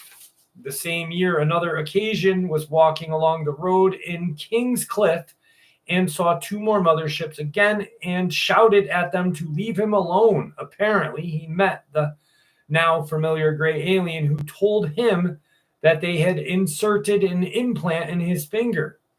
On another occasion, while out in the bush, encountered that female alien hybrid, which he assumes was one of his offspring. He communicated with her telepathically. He states that she was quite young and because of this was wearing what he assumed to be a breathing apparatus, which went from around her head into her mouth and nostrils. He was told that she was unable to breathe in our atmosphere yet. He claims that he has 5 male and 1 female offspring hybrid child. Not cool. Not cool. I don't want no alien baby. I don't even want baby to have. I'm just kidding. Dude, why do they always touch our butts? Like, it was a gray. It was a gray, SD. I said it was a gray. And it's not all grays that do that. You need to find a book. There's a great book written by a guy named Brandon. That's all his name, Brandon. And it's Dulce Wars, but he talks about all of these other alien things that touch our butts. And I don't know why they touch our butts, but I don't like it.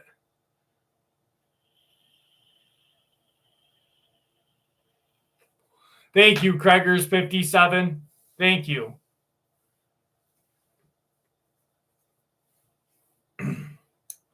We're an hour and 30 minutes in. I think it's time for... What's up, Mr. Squiggly Lines? Mr. Squiggly Lines is with us tonight. How are you?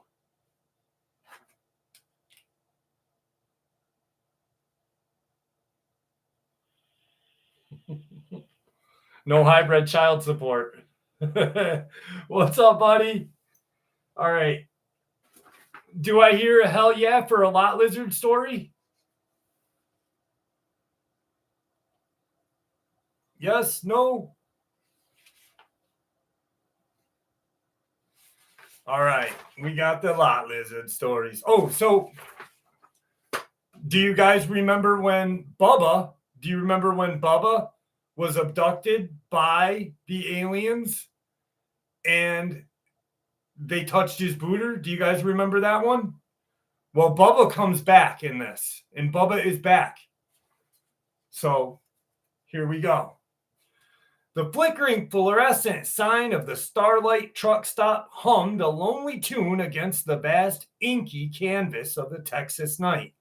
Inside, Earl, a trucker with a gut that stained the buttons of his plaid shirt, nursed a lukewarm coffee and dreamt of his upcoming retirement.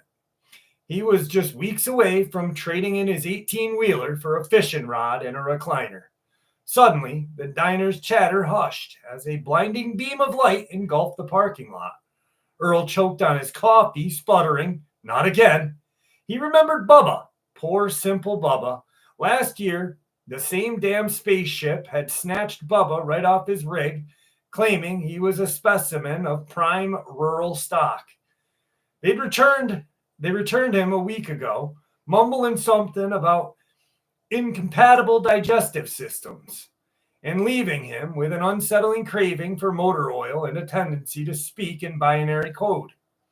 The door hissed open, revealing figures bathed in otherworldly glows. They were back. "All right, you intergalactical yokels," Earl bellowed, fueled by caffeine and a righteous indignation. "What's the big idea disturbing a man's coffee break?" A tall, slender alien with eyes like polished obsidian stepped forward. Its voice, a chilling, synthesized drone, echoed through the diner. "We require another specimen. This time we seek Earl." Earl nearly swallowed his dentures. "Me? For what? I ain't got no special talents, unless you consider driving 18-wheelers and complaining about gas prices a talent. Your unique combination of cholesterol, caffeine, and country music knowledge is crucial to our ongoing research," the alien droned. Before Earl could argue, a blur of neon pink leggings and a cloud of cheap perfume launched itself across the diner. It was Lizzo, the Starlight's resident lot lizard, and she looked madder than a honey badger in a beehive.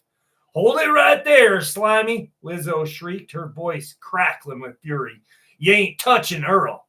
He's a good tipper, and he always remembers my birthday." The alien turned its gaze onto Lizzo. A flickering of what might have been an annoyance crossed its features. "Irrelevant. We require Earl for scientific purposes." Lizzo scoffed. "Scientific purposes? Like those scientific purposes you had for Bubba? Last I heard, you tried paying his bills with robot dance act at a country fair." The room tensed. Earl, still clutching his coffee mug, had never seen Lizzo so fired up. He'd always known her as tough, dealing with truckers and late-night weirdos, but this was a whole new level of badassery. "I'm warning you," the alien leader hissed. "Don't interfere." Oh, shit, I'm talking in Lizzo's voice. "I'm warning you, don't interfere." That was the last straw. Lizzo cracked her knuckles, a predatory gleam in her eye. "All right, Xeno Breath. We're going to play rough. Let's rumble." And what followed was a spectacle unlike anything the Starlight truck stop had ever witnessed.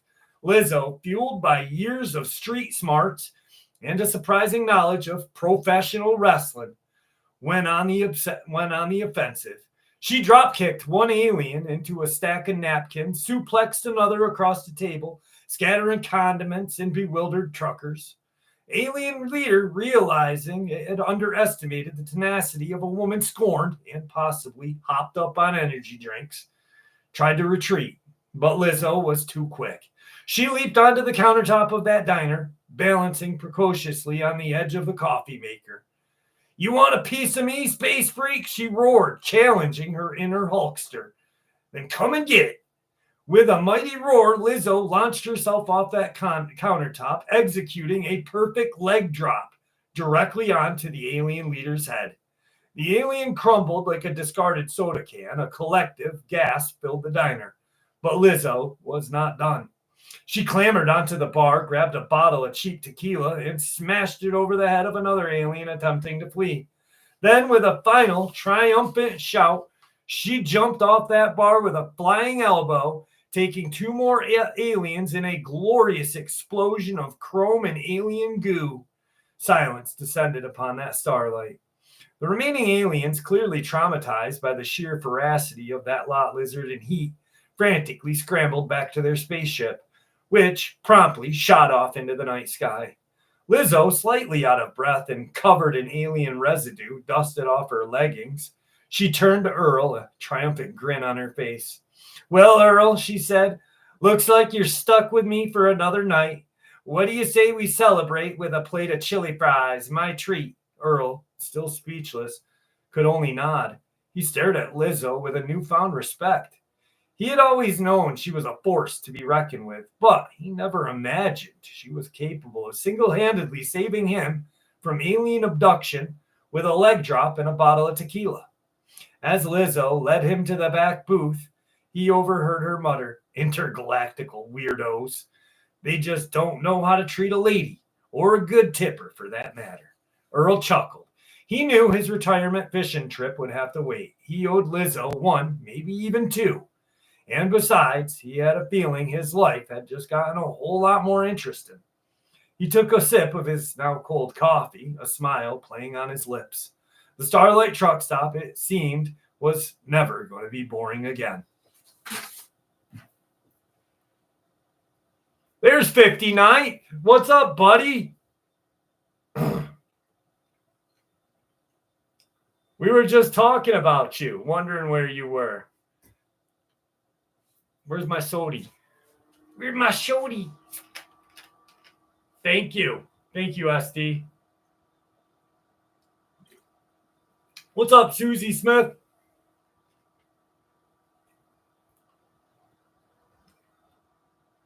Johnny Ohm. What's up, buddy? Thank you so much, my friend. What's that? My 600-pound life? I think it's my 600-pound life. Gotta get me some sody. Some sody.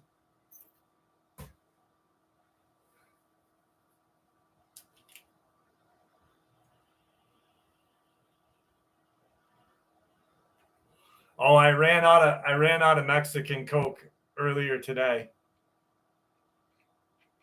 And I didn't want to drive to the store to like a 20-minute drive. So I only went for like a 5-minute drive and got a case of plastic Coca-Cola. Ugh. Plastic Coca-Cola. Mexican Coke. Yup. Petrus. Mexican Coke comes in glass bottles, and they have it tastes like real Coke used to, like when we were kids and shit. I know, DB Mac. I know, but this is still good. This is still good.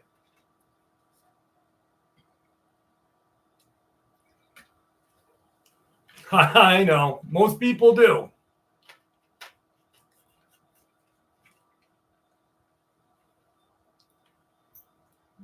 59th, you like them? Or they're good, right? They are good. I was just talking about you. I was like, where's Rose Holt? Thank you so much. How are you? Oh, that's so nice of you. Thank you.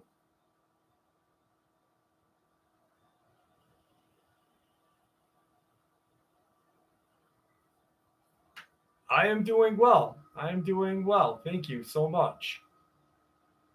Jolt was good. Jolt was real good. Pepsi for me, Candy Phillips.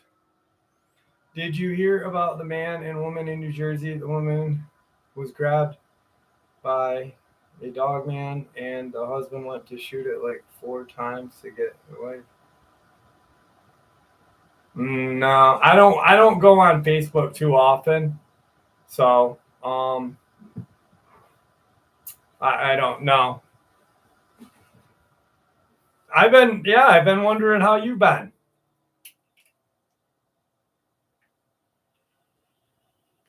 How do you get Mexican Coke in bottles? So if you live in, I don't know, they have a store called BJ's Warehouse that sells it. You were in a serious car accident? Holy shit. Are you all right?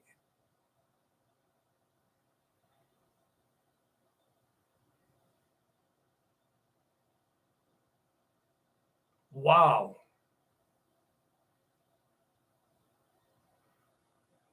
Critical Crystal, have a good night. Thank you for joining us. Costco sells them. Yeah, Costco sells them. Yes, glass bottles are fucking amazing.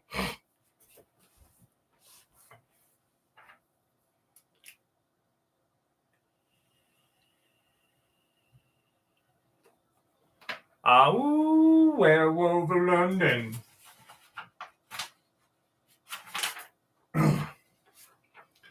This one's pretty good.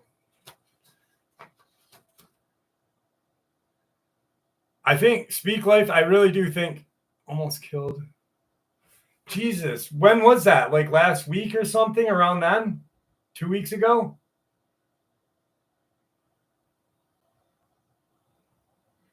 I'll send you an email tomorrow. It'll be too late when I get done with the live. I'm going to crash. God damn.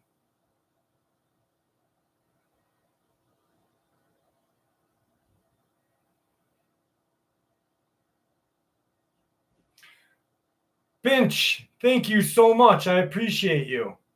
Thank you. Teos. I love when people pick on me because I say Taos. Taos.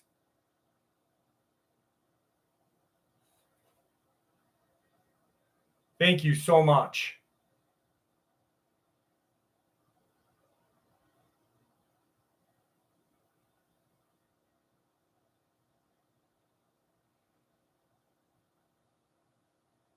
Dang it. I'm glad that you're still here with us. I really am.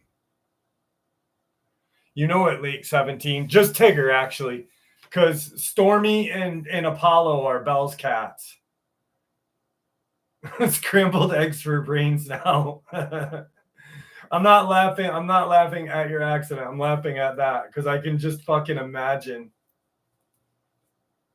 No, I know, Pinch. I know. I like saying it like that because it pisses people off. You know it, Rose. Oh my God. I can't believe you were in an accident. I literally was just thinking about you the other day when I was talking about one of these experiences that I've been doing lately.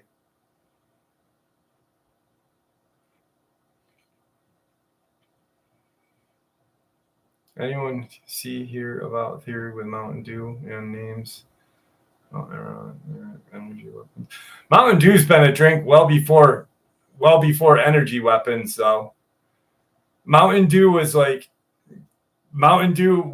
the drink was formed in like the 30s, I believe, and they had like a hillbilly guy with a gun. I remember the commercials when I was little.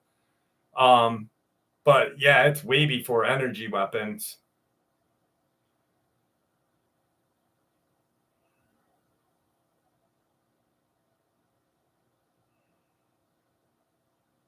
Wait, Petrus, you're in the Netherlands?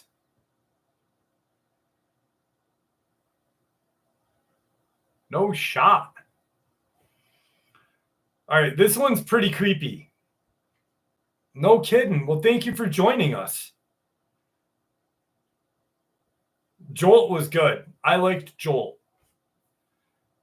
Barstow, California. 5 young men had gone into the Mojave Desert to shoot their rifles and camp for the night. 3 of the group had gone to bed while the other 2 stayed up and talked and worked by portable light on a dirt bike. After a while, they heard a strange humming sound and their portable light went out. Looking up, in the light of the full moon, they spotted a large black circular object slowly moving over their camp. Startled and curious, they followed the craft, hoping to make out more details. After about an hour, they lost sight of it over a hill. They headed back to camp, but lost their way. After wandering for about an hour, they came up to an old state park dumpster in the middle of the area used for dirt bikes. Then, from within the masonry wall surrounding the dumpsters, they heard loud crashing sounds as if something or someone was tossing garbage around. One of the men walked around to the opening in the wall, intent on asking directions from whoever was there. They noticed a tall blonde man, clean shaven and wearing a golf shirt and dress slacks, both stained with motor oil and musk, tossing garbage wildly around as he searched for something in the dumpster. The camper asked the blonde man if he knew how to get back to town. The man responded that he was not from the area and maybe the government knew. The campers asked the man what he was doing in the middle of nowhere dressed as he was, but he ignored them. He held up a bullet-riddled radiator and asked them what they thought of it. Concerned, the 2 campers moved back from the stranger. They then looked around for a car but saw nothing. Just then, a helicopter flew over the hillside and shot a blinding light down on the group.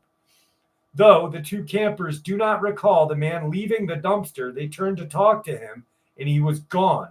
An instant later, the helicopter veered off in the direction of a glowing green light that was steadily rising in the sky. Neither camper remembered anything after that. They woke up leaning against that masonry wall sometime after 6 a.m. That creepy.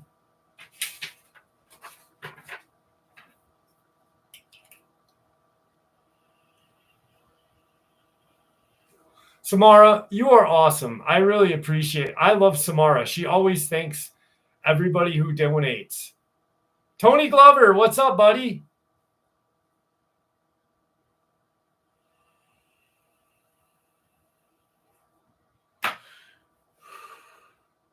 Hola, Karasi.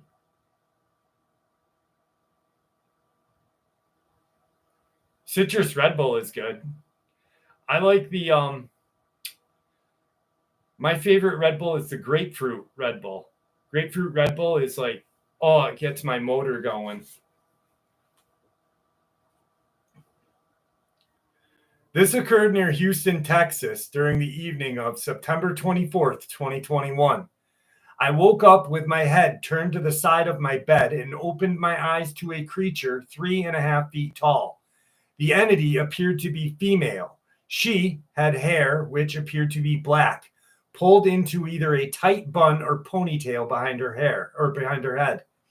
Her skin appeared to be a dark olive tone. She wore clothes, but I do not remember them in detail, though I do remember they were bright yellow. I knew she was otherworldly because of her facial features. Her eyes were small and completely black. She did not blink the entire time she was in my presence. Her mouth was lipless and in a straight line on her face. It was also slightly parted. She also had extremely high cheekbones. Her body did not move, but she spoke to me telepathically. I do not remember what she said, but I do recall it was a reprimand of some kind, and that I replied sarcastically. At no point did I feel afraid. My dog also acknowledged this creature. After she spoke, I looked to the front of my bed where my dog was moving toward me. When I looked back at the being, she stayed visible for 2 seconds, then disappeared. Because of her human-like appearance, I wondered whether this was a full-bodied entity or a hybrid. I had the overwhelming feeling she was familiar to me and that we used to be in each other's presence. This is my first memorable run-in with a being. However, I have had several indications that something may be going on. Just over a month ago, for instance, I found a red, freshly healed scoop mark on the inner thigh, and that is all I remember. Shackleneck, thank you for always sharing my email address. What's up there, Wolf? How are you? How are you? Beautiful weather we're having there, Wolf.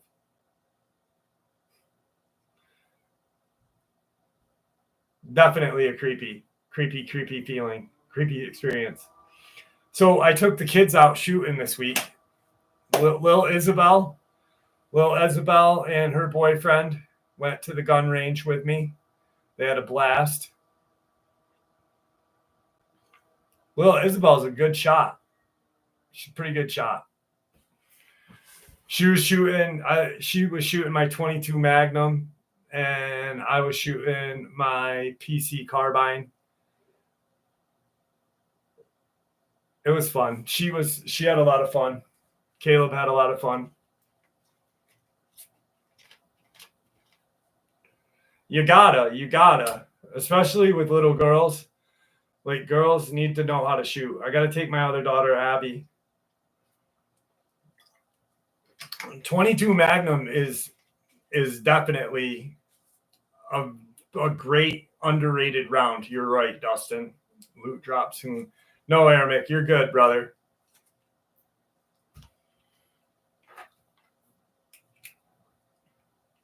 Aramic, do me a favor. Email me tomorrow, will you? I want to talk to you about a couple of things, if you don't mind.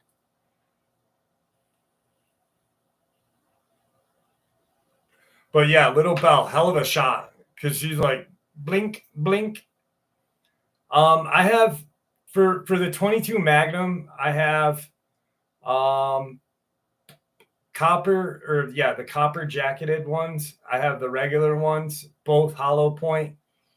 And I have the Hornady critical defense. I would not want to get shot by the critical defense on a 22 Magnum. Like, I have a feeling like it would put a hole in you, like, pretty close to a 223.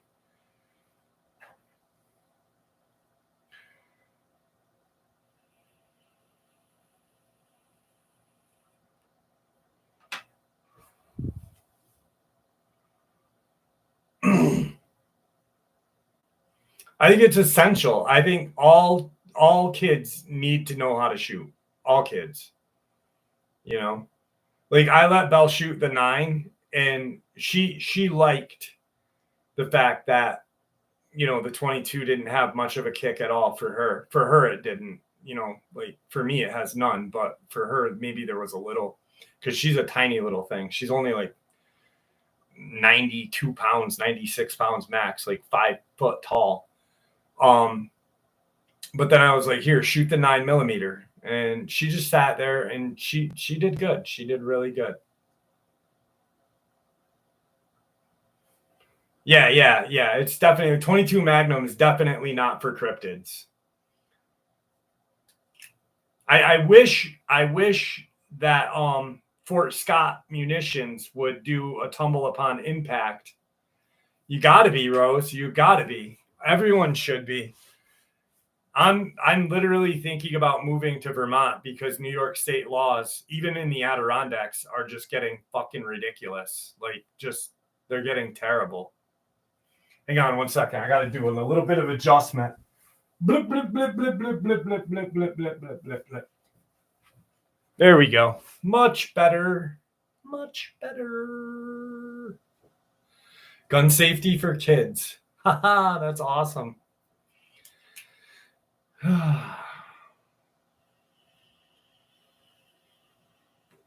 New York State is terrible. New York State is just terrible. Like, you have to have, they just in 2 years ago, they created a law that you have to have a semi-automatic rifle license to purchase a semi-automatic rifle. And they took the Mossberg Shockwave, they made that illegal to buy in New York State anymore. I was like, well, what do you do if you own one already? You know, and they're like, oh, it's grandfathered in. Yeah, I'm surprised, you know, like, I'm surprised they didn't just take it from us. But a semi-automatic rifle license, like, the whole thing is like, they think that if these fucking sick people, if they wanted to, they could still do the same amount of damage with a revolver or a fucking bolt action or, you know, a shotgun, like if you're sick in the head, you're still going to be able to do damage. You could do it with a fucking knife, you know, like people are assholes.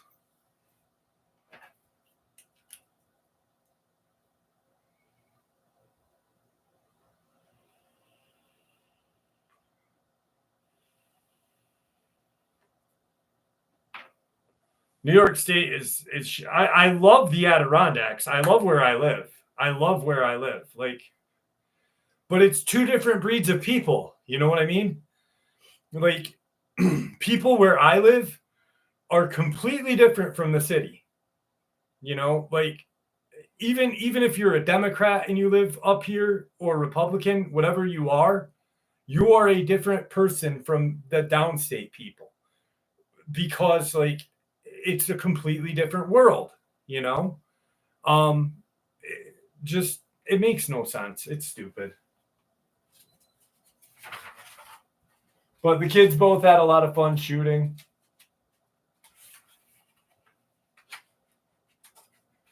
I would love to yeah, Candy, it's definitely, I would love to check out Colorado.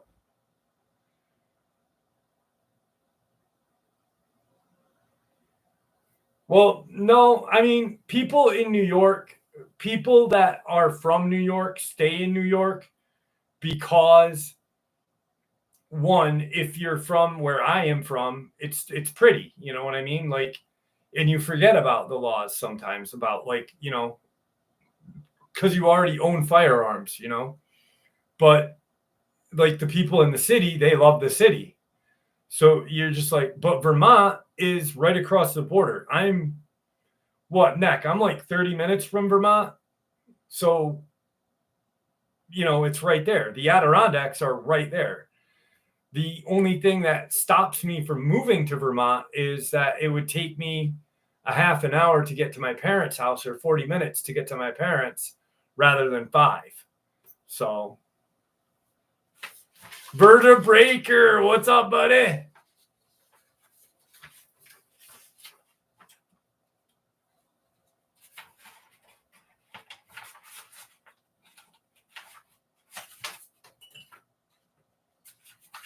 Speaking of New York City, this occurred on October 1st of 1999 in the afternoon. I was ascending the escalator at Penn Station in Manhattan, New York City, when I reached street level. Toward my left, about 20 feet away, is what seemed like a male figure standing about 6 feet 7 inches near the mouth of the entrance to the station. Crowds of commuters flowed around him as though he was not there. He stared at a variety of passerbys as though he was trying to choose one of them. I caught a glimpse of his face, maybe his eye as well. I don't remember if he looked at me or not. For no more than 2 seconds, and looked away immediately, kept walking down the sidewalk without turning back, feeling that if I did turn around and take another look, however far away I was getting, that it would be my end of time. The fear instilled in me was so tremendous, to this day I still cannot explain it. His face was not human. His eyes stared right through me. It was something I want to forget as soon as possible, but cannot. It's as though he had some kind of will that said, keep walking, don't stop, don't look. This does not concern you. His face was a light gray, almost white, thick brow, menacing eyes, and the thing that stays in my mind the most was his stature, or the way he was standing. His back arched, broad shoulders, his elbows pointing toward his back, his head tilted down just a bit, looking at the tops of people's heads, scoping them out. It was a normal day, people going about their business, and there was this thing standing right there in broad daylight. I know it was not human. I think myself that was a vampire. I think periodically there's some there. Vermont didn't really have a lot of jobs back in 2006 when I was looking. Yeah, there's not too many jobs in Vermont. Not too many jobs. I like New York City too. I love New York City. New York City is beautiful. Like, I love upstate, and I do love New York, you know. I just wish that we could have different leadership, you know. And I think that we all, wherever we live there, you know, I don't think that people like their leadership all that much nowadays, because there's just, you know, assholes, whatever club you belong to, Democrat, Republican, you know. I wish there was more people like Josh Hawley. I fucking love Josh Hawley. I don't know why. I watch Josh Hawley videos all day long. I love him just fucking ripping people apart.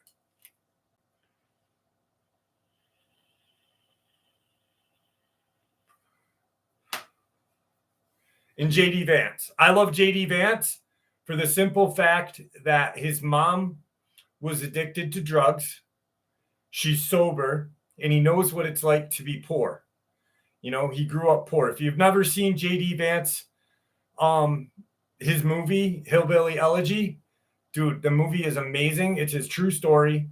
Like, he grew up dirt poor, you know, but his mom was a drug addict, and me myself, recovering drug addict, I have a certain, you know, thing for that. I'm like, all right, that's cool. He knows what it's like to be a real fucking American. You know, he's not from money. You know, he's not this and that. His political background is not anything.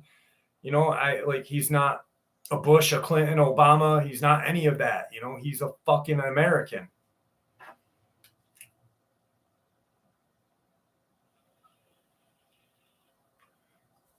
I agree, 100%.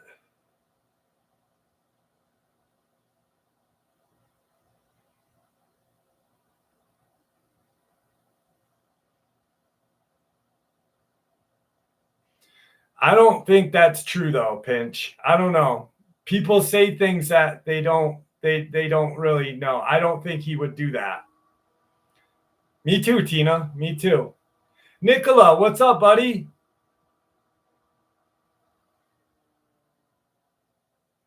How do I get my parents off of methadone? I'm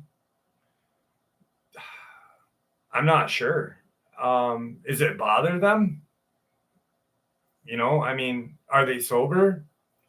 I mean, I'll be on Suboxone for the rest of my life because I used heroin for 20 something years, you know. I didn't shoot up, but you know, I mean, if they're living their best life on it, I think that they should remain on it. If it's troublesome to their lives, then no. Just my own opinion, you know.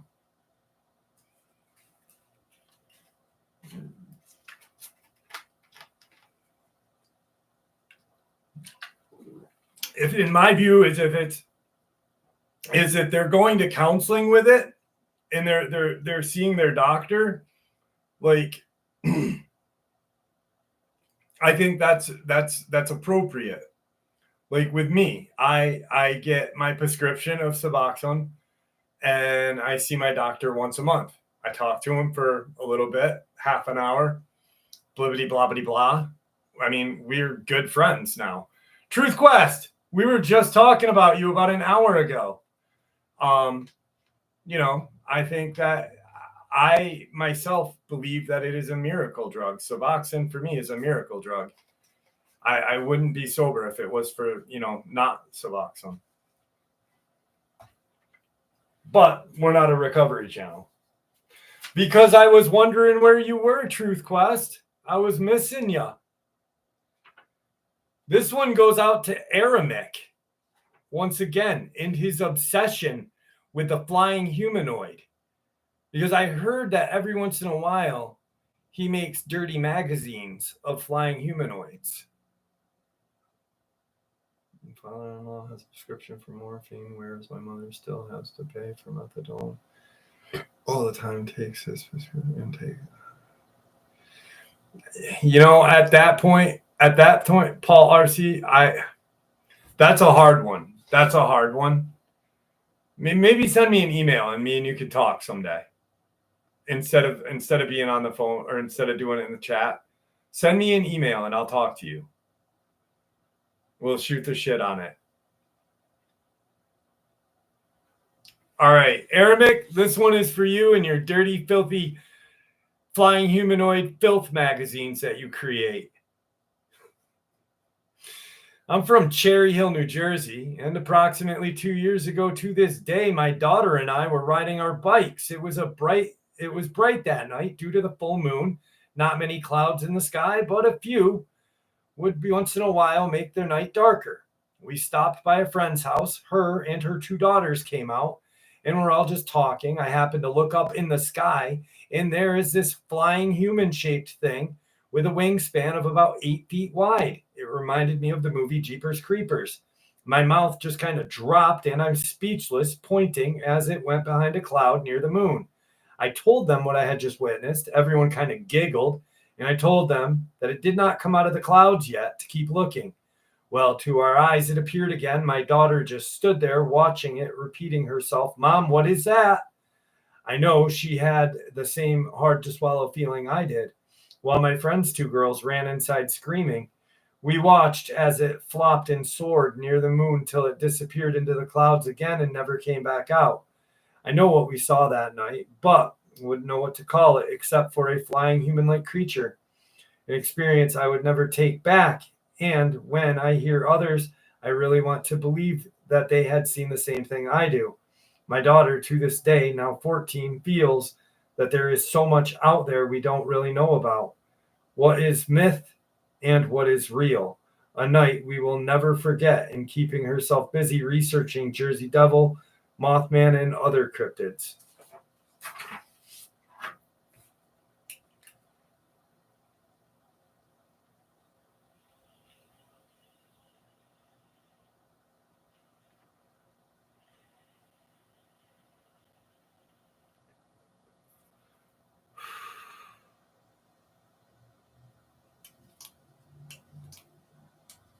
I would make a great Texan, Rose.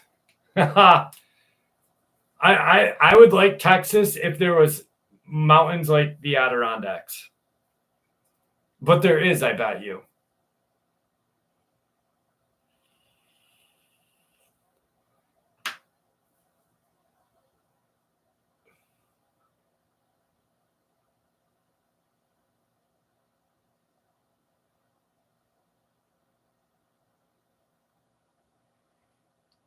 I agree, Paul. I agree, buddy.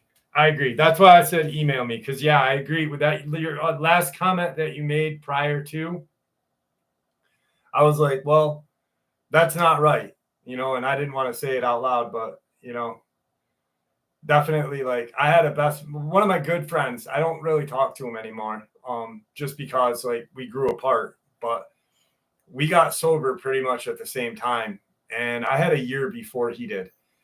And I was like, bro, I'm like, you're on Suboxone, but you're shooting it. You're addicted to the needle.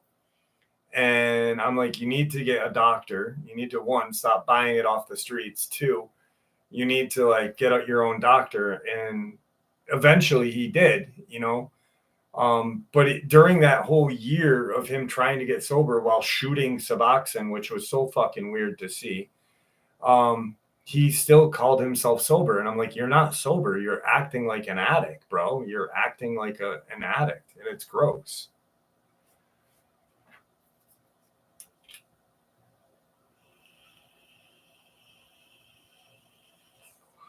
Yeah, it was weird. He would melt them in water and fucking, I'd be like, dude, how does that work? It worked.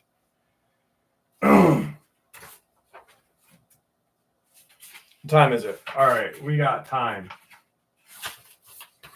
Exactly, Sean. Definitely not. Definitely not. 5 rings. What's up, brother? How are you?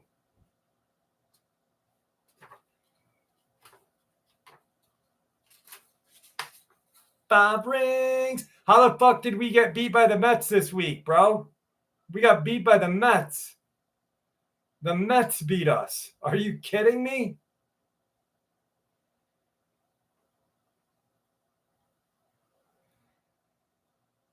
I want to go to Wyoming. Wyoming looks pretty. Wyoming, Montana, Idaho, all that looks pretty. Purdy. Real purdy.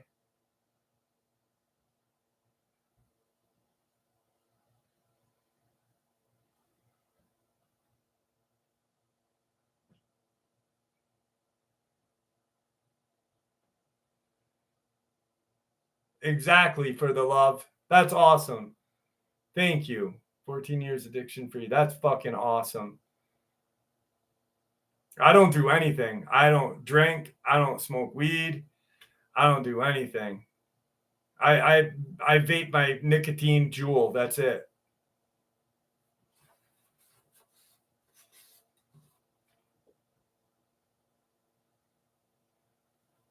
I would love to see Idaho. I would definitely love to. Dude, I heard Yosemite is closed down for the year though, because one of the calderas or something had an eruption. That's fucking scary.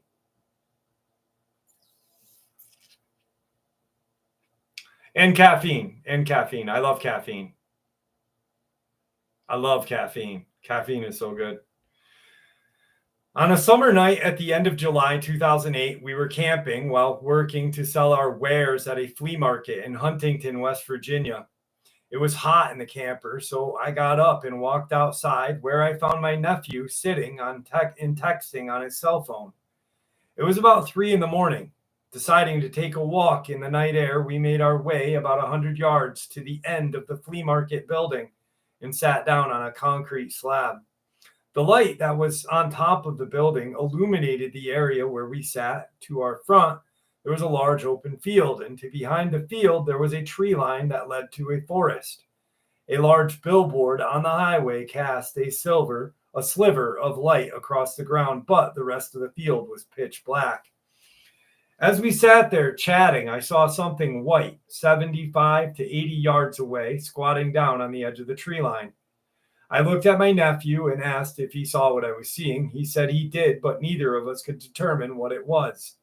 The creature started to emerge from the tree line. It came out about 20 feet, almost crawling to stay close to the ground. When it reached the edge of the sliver of light that was streaming across the field, it paused for a second, never breaking its gaze on us. When it reached the edge of that light, it leapt and landed in the darkness on the other side, still maintaining its stare. The time in the light allowed me to see it more clearly. Its body was a pale white. At this time, it was about 10 yards away from us, having cleared half the original distance. It started to inch closer, pausing in a stealthy, curious manner, inching towards us as we sat there, shocked and frozen at the sight of it. Now at 3 yards away, and it stayed in that position for a long time. At that point, I had time to take in its features in great detail. Its stature was maybe 3 to 4 feet in height, with pale white skin with no hair on the creature at all. It kept itself in a hunched position, its knees folded backward like an animal's hind flank. Its arms were stout, almost stubby. It had large black almond-shaped eyes and small pointed ears that were close to its head. It had very long, pointed, interlocking teeth that were almost exposed and lips that were so small they barely showed around the huge teeth. Its nose turned upward like a bat and laid close against its face. Crouched, it slowly walked to the edge of the light we were enveloped in. Within 2 yards now, it was looking at us, making a low, snarling sound as it breathed.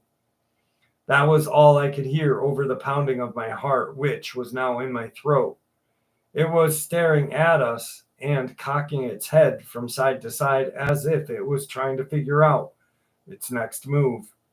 As I sat there wondering what could possibly happen next, it sprang into the light with us, with its arms up and its mouth open, wide, making crazy screaming, growling sounds and running towards us, coming within feet from us. I leapt to my feet, putting my fists up in a defensive posture. It looked up as if noticing I was larger than it originally thought. Then it quickly turned and ran away, kicking dirt and gravel. It was off through the field, and I watched as it ran toward the forest. I then heard the rustling in the brush as it moved away in the woods. No, thank you. No, thank you.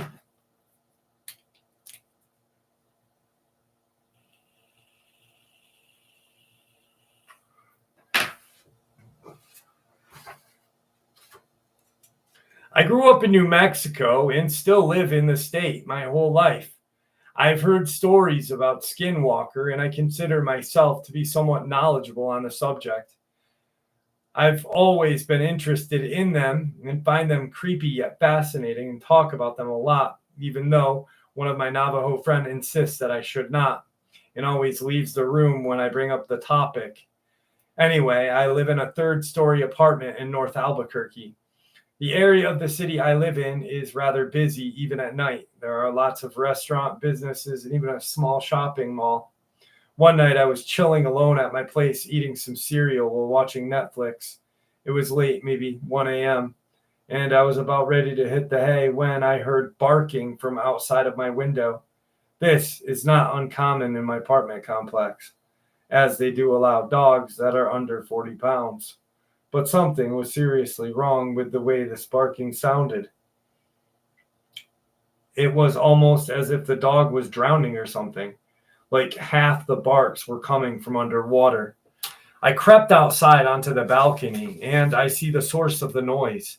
It certainly looked like a dog, except for the fact that it was enormous, like the size of one of those Russian Caucasian mountain dogs. I've seriously never seen a dog this big before. It was standing in a dimly lit grassy courtyard area of my apartment complex. The lights are this dull yellow and the bulbs are really old, so I couldn't make out the details of this creature.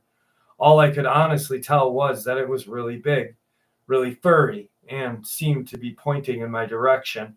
When I stepped out onto the balcony, the barking immediately stopped. I stared at this thing for a while, and it almost seemed like it was staring back at me. We stayed like this for maybe 2 minutes or so when I heard a loud honk from a car on a nearby highway.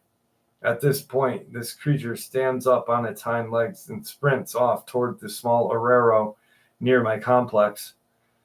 It was honestly extremely terrifying. I've never come that close to actually pooping my own pants. Of course, my first thought was that I had just seen a skinwalker. The only thing is that I've never ever heard or read about skinwalkers being in such a busy city or urban area. Scariest thing is that my Navajo friend has always told me I need to stop talking about these things because it attracts their attention. So now I do feel paranoid.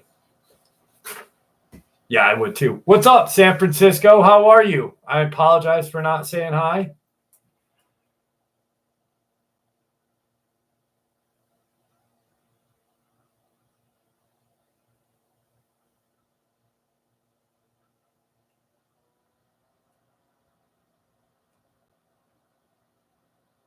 Janie, you're going to bed? Good night, Janie. Thank you for joining us tonight.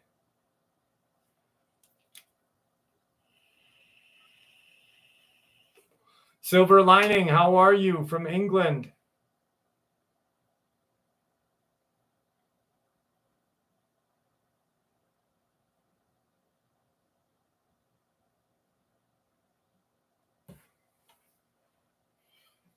All right, you know what, Jane? Here, stay for one last lot lizard story. Are you still here, Jane? I'll do the last lot lizard story for you.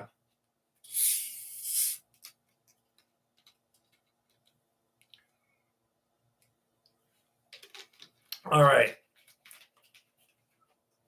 This is the last lot lizard story of the night, kids.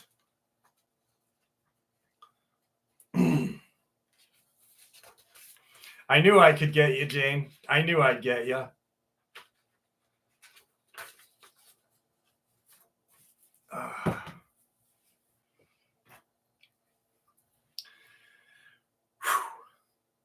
The Midnight Moonbeam Truck Stop in Fairbanks, Alaska was known for two things: its surprisingly decent coffee and its annual pie eating contest. But this year, things were shaping up to be a little unconventional.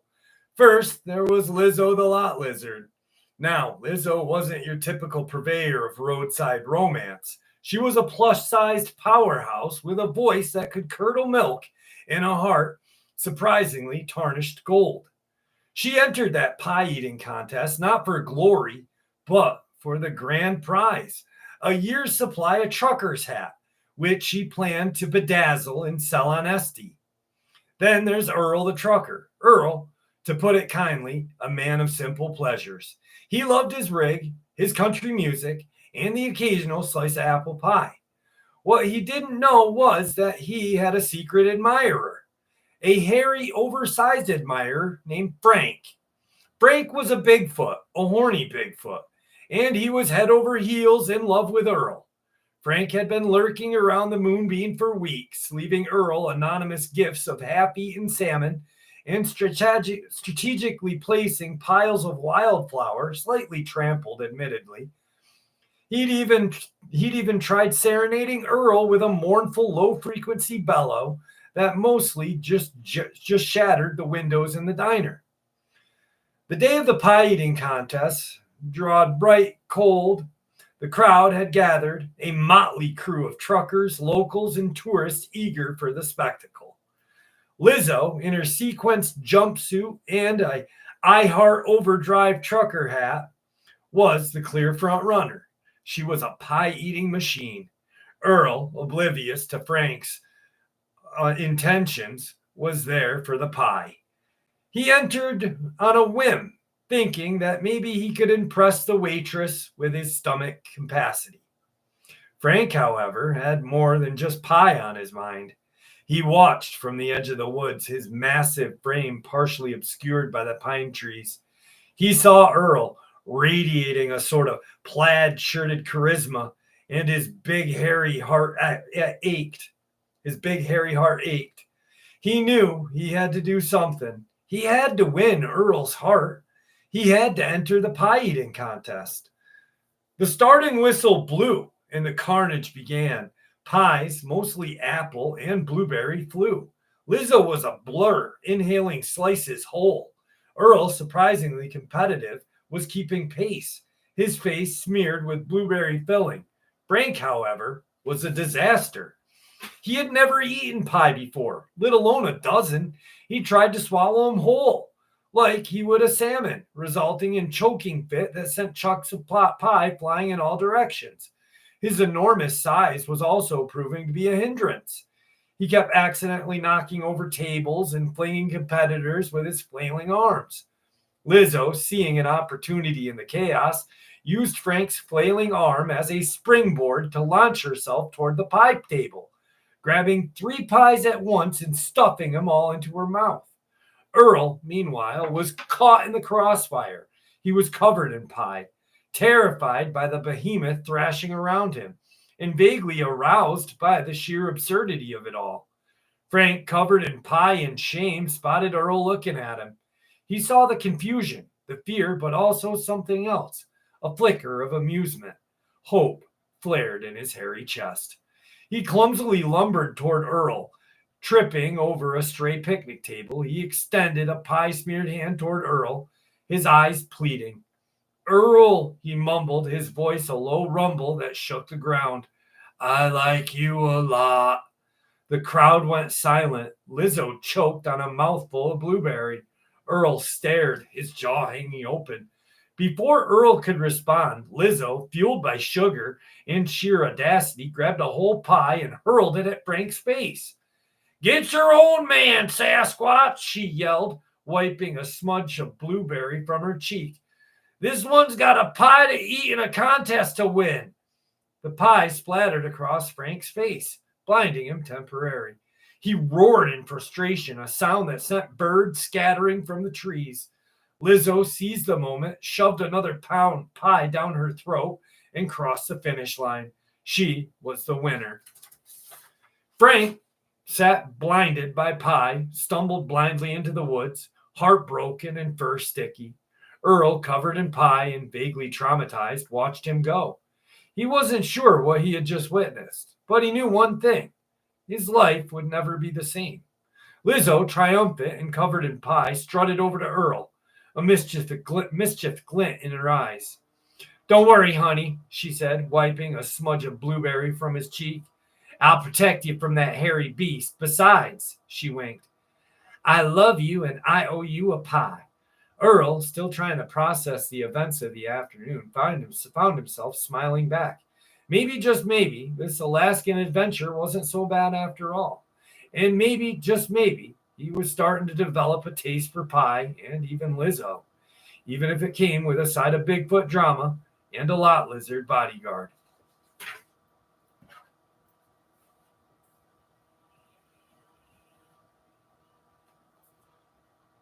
Poor Frank. Poor Frank.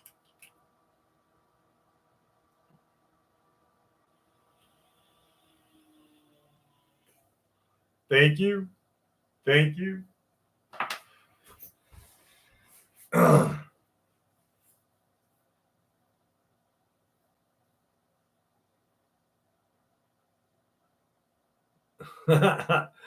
Janie, thank you for staying up for it. I actually thought about having Aramic in one. I'm going to put him in one next week. I'm going to have him. I think he's going to get bedazzled. I think Aramic will get bedazzled by Lizzo.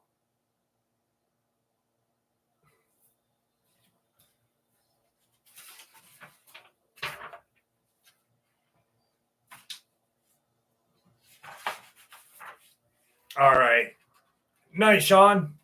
I got 2 more experiences for you, and then we'll call it a night. So I've never believed in the supernatural until I was 18. My friends and I played with a Ouija board, a story for another time. Anyway, after the ensuing craziness from that escapade, I became a full-on believer. Now, to the actual sighting. I live in a very rural part of Mississippi, and I believe my town has around 247 people in it. Everyone knows everybody. Weird things have happened before, like animals being slaughtered and going missing, that sort of thing. Naturally, we chalk it up to coyote and other critters. I'm an avid hunter, so I was heading out to the woods with my bow, a fully decked out Matthews Creed. I set out a little earlier than usual, so it was pretty dark. I've never minded the woods before, so all I planned on doing was relaxing in my stand for a while, since I didn't feel like stalking today. It wasn't too far from dawn, so the birds and other wildlife were starting to get their morning calls. Usually it's pretty peaceful, right? I swear to God, in the span of a second, everything in that patch of woods went completely silent at the exact same time. Dead silence. It didn't even attempt to be subtle. That alone scared the hell out of me. So naturally, my scared self froze, and I just listened to everything. My first thought was, oh shit, something's out here with me, which freaked me out even more. Then I began to think to myself, maybe it was a bear or a bobcat, both of which I still feared meeting up with, but at least it offered a logical explanation. I figured I'd hear a bear coming, but I knew big cat were renowned for stalking without prey knowing, which terrified me even more. I decided to keep moving toward my stand, post up, and point my bow down the tree. After what felt like forever, I finally made it, shuffled up the stand, pulled up my knife just in case, and listened intently. Dawn was definitely breaking now, which made me feel better. Still no sound of wildlife, which was increasingly eerie. My stand is perched on the side of a creek, which was not very deep, maybe up to your ankle. The only sound I could hear was the slight noise of running water, and then I heard something to my right that was running fast. I instantly raised my bow and waited. The noise was getting louder and closer. I almost screamed when I saw this thing. It literally looked like something out of Dog Soldiers, only more muscular. This creature burst through the brush, ran down the slope through the creek, and then disappeared into the other side. I've seen some crazy shit, let me tell you, but I was shaking like a newborn baby.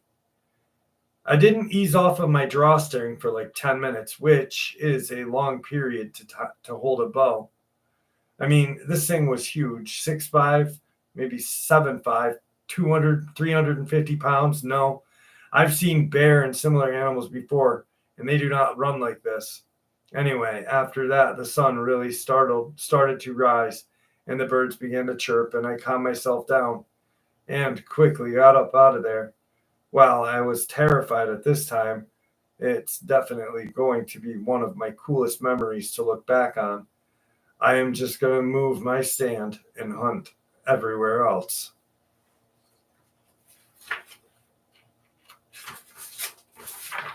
All right, and we're going to end this with a black-eyed children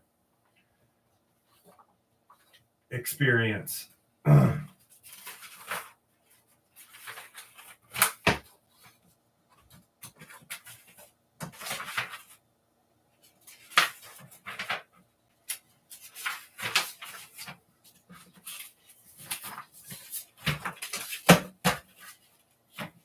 All right, the last experience of the night, my friends.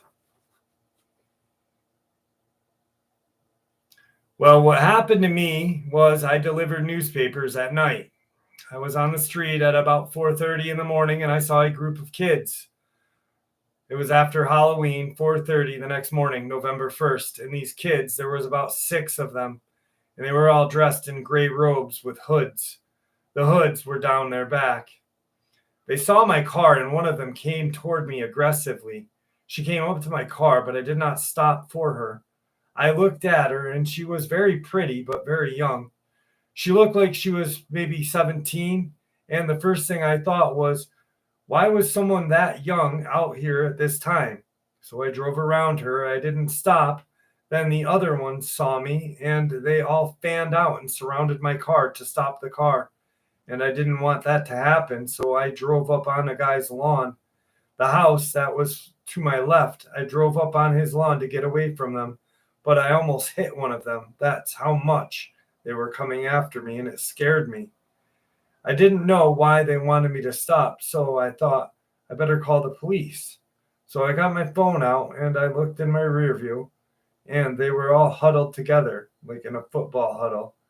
And I thought, these are the kids I almost hit. You'd think they'd be jumping up and down and swearing and flipping me off, but they weren't.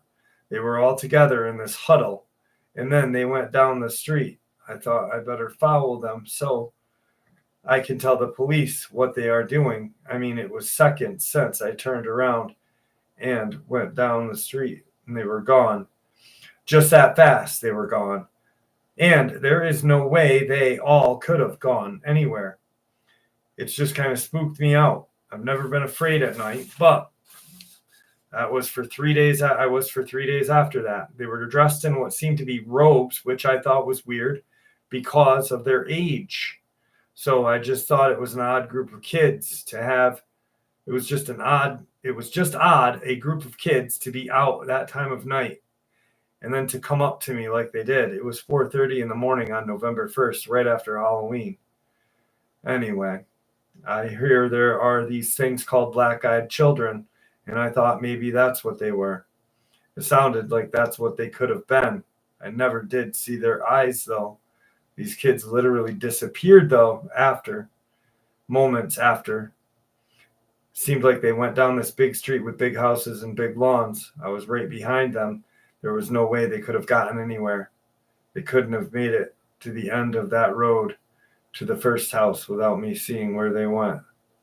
Anyway, thank you for allowing me to share. All right. Gringo, have a good night, my brother. Guys, thank you for having an awesome live stream with me tonight. I had a blast.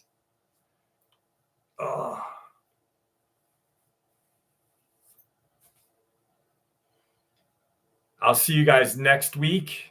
2.5 hours. What's up, OG? Terry Marshall. With that, thank you once again. Thank you for all of your support. I cannot believe how close we are to getting 100,000. We are so close. Let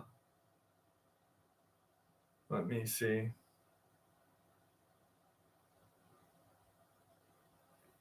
We are 1,935 people away from getting the play button. Holy shit. Anyway, guys, thanks once again. I love you all. I've had a blast, and stay safe this week, all right? And just have a good day tomorrow. If you have tomorrow off, do something outside. Go hiking, go kayaking, fart in the wind. I don't know. Have fun. If you fart in the wind, have fun with it. Don't smell it though. All right. Love you guys. No, Charles Widmore, my dad's going to be. My dad does not have an email. My dad does not have a computer. My mom and dad don't have a computer. So when they watch my shit, it's on my phone. I'll bring them my phone so my dad can watch the lot lizard stories. And my dad said that when I'm at 99 or when I'm at 99,999, create an email for my mom so she can be 100,000. And then my dad's like, I want to be 101,000. And I'm like, okay. So that's what they're going to do. But anyway, love you guys. Thank you. And have a good night. Have a great day tomorrow. Get outside. Enjoy the day. You know, if you don't live in the woods or close to the woods, find a park. Throw a rock at a kid. I don't know. Have fun. Don't throw a rock at a kid. I was just kidding. Love you though.